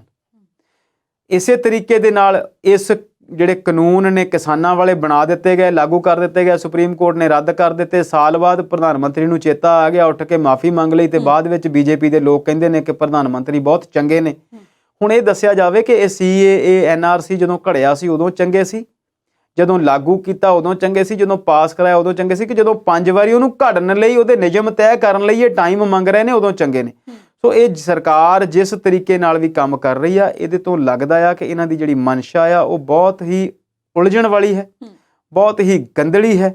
ਚਾਹੇ ਉਹ GST ਲਾਗੂ ਕਰਨਾ ਹੋਵੇ, ਚਾਹੇ ਉਹ ਨੋਟਬੰਦੀ ਹੋਵੇ, ਚਾਹੇ ਉਹ ਟ੍ਰਿਪਲ ਤਲਾਕ ਹੋਵੇ, ਚਾਹੇ ਉਹ CAA NRC ਹੋਵੇ, ਚਾਹੇ ਉਹ ਜੰਮੂ ਕਸ਼ਮੀਰ ਦੇ ਵਿੱਚ ਧਾਰਾ 370 ਹੋਵੇ ਤੇ ਚਾਹੇ ਉਹ ਕਿਸਾਨ ਕਾਨੂੰਨ ਹੋਣ। ਇਹਨਾਂ ਨੇ ਕੋਈ ਵੀ ਕੰਮ ਜਿਹੜਾ ਆ ਉਹ ਬਹੁਤ ਸੰਜੀਦਗੀ ਨਾਲ, ਪੂਰੀ ਪਲੈਨਿੰਗ ਦੇ ਨਾਲ ਨਹੀਂ ਕੀਤਾ। ਚਾਹੇ ਉਹ ਬੈਂਕਾਂ ਨੂੰ ਵੇਚਣ ਵਾਲੀ ਗੱਲ ਹੋਵੇ, ਬਹੁਤ ਸਾਰੀਆਂ ਚੀਜ਼ਾਂ ਐਸੀਆਂ ਨੇ ਜਿੱਥੋਂ ਇਹ ਨਜ਼ਰ ਆਉਂਦਾ ਆ ਕਿ ਇਹਨਾਂ ਦੀ ਜਿਹੜੀ ਕਹਾਣੀ ਆ ਉਹ ਬਹੁਤ ਸਾਰੀ ਵੋਟਾਂ ਨਾਲ ਜਾਂ ਧਰਮ ਨਾਲ ਹੀ ਜੁੜੀ ਹੋਈ ਆ। ਦੇਸ਼ ਲਈ ਕੋਈ ਚੰਗੇ ਕੰਮ ਕਰਨ ਵਾਲੀ ਜਿਹੜੀ ਸੋਚ ਆ ਉਹਦੇ ਵਿੱਚ ਨਜ਼ਰ ਨਹੀਂ ਆਉਂਦੀ। ਜੀ ਸ਼ਰਮਾ ਜੀ, ਅੱਜ ਦੇ ਪ੍ਰੋਗਰਾਮ ਦਾ ਸਮਾਂ ਇੱਥੇ ਹੀ ਖਤਮ ਹੁੰਦਾ ਤੇ ਤੁਸੀਂ ਸਟੂਡੀਓ 'ਚ ਆਏ, ਸਾਡੇ ਦਰਸ਼ਕਾਂ ਦੇ ਨਾਲ ਆਪਣੇ ਵਿਚਾਰਾਂ ਦੀ ਸਾਂਝ ਪਾਈ। ਤੁਹਾਡਾ ਬਹੁਤ ਬਹੁਤ ਸ਼ੁਕਰੀਆ। ਸ਼ੁਕਰੀਆ ਸੁਲੀਨ ਜੀ। ਉਮੀਦ ਹੈ ਕਿ ਸਾਡੇ ਦਰਸ਼ਕਾਂ ਨੂੰ ਸਾਡਾ ਅੱਜ ਦਾ ਇਹ ਪ੍ਰੋਗਰਾਮ ਪਸੰਦ ਆਇਆ ਹੋਵੇਗਾ। ਅਗਲੀ ਵਾਰ ਨਵੇਂ ਮੁੱਦਿਆਂ ਤੇ ਨਵੀਂ ਗੱਲਬਾਤ ਲੈ ਕੇ ਜਲਦ ਹਾਜ਼ਰ ਹੋਵਾਂਗੇ। ਤੁਸੀਂ ਇਸੇ ਤਰ੍ਹਾਂ ਦੇਖਦੇ ਰਹੋ ਪੰਜਾਬੀ ਨੈਸ਼ਨਲ TV। ਉਮੀਦ ਤੁਹਾਡੀ, ਕੋਸ਼ਿਸ਼ ਸਾਡੀ।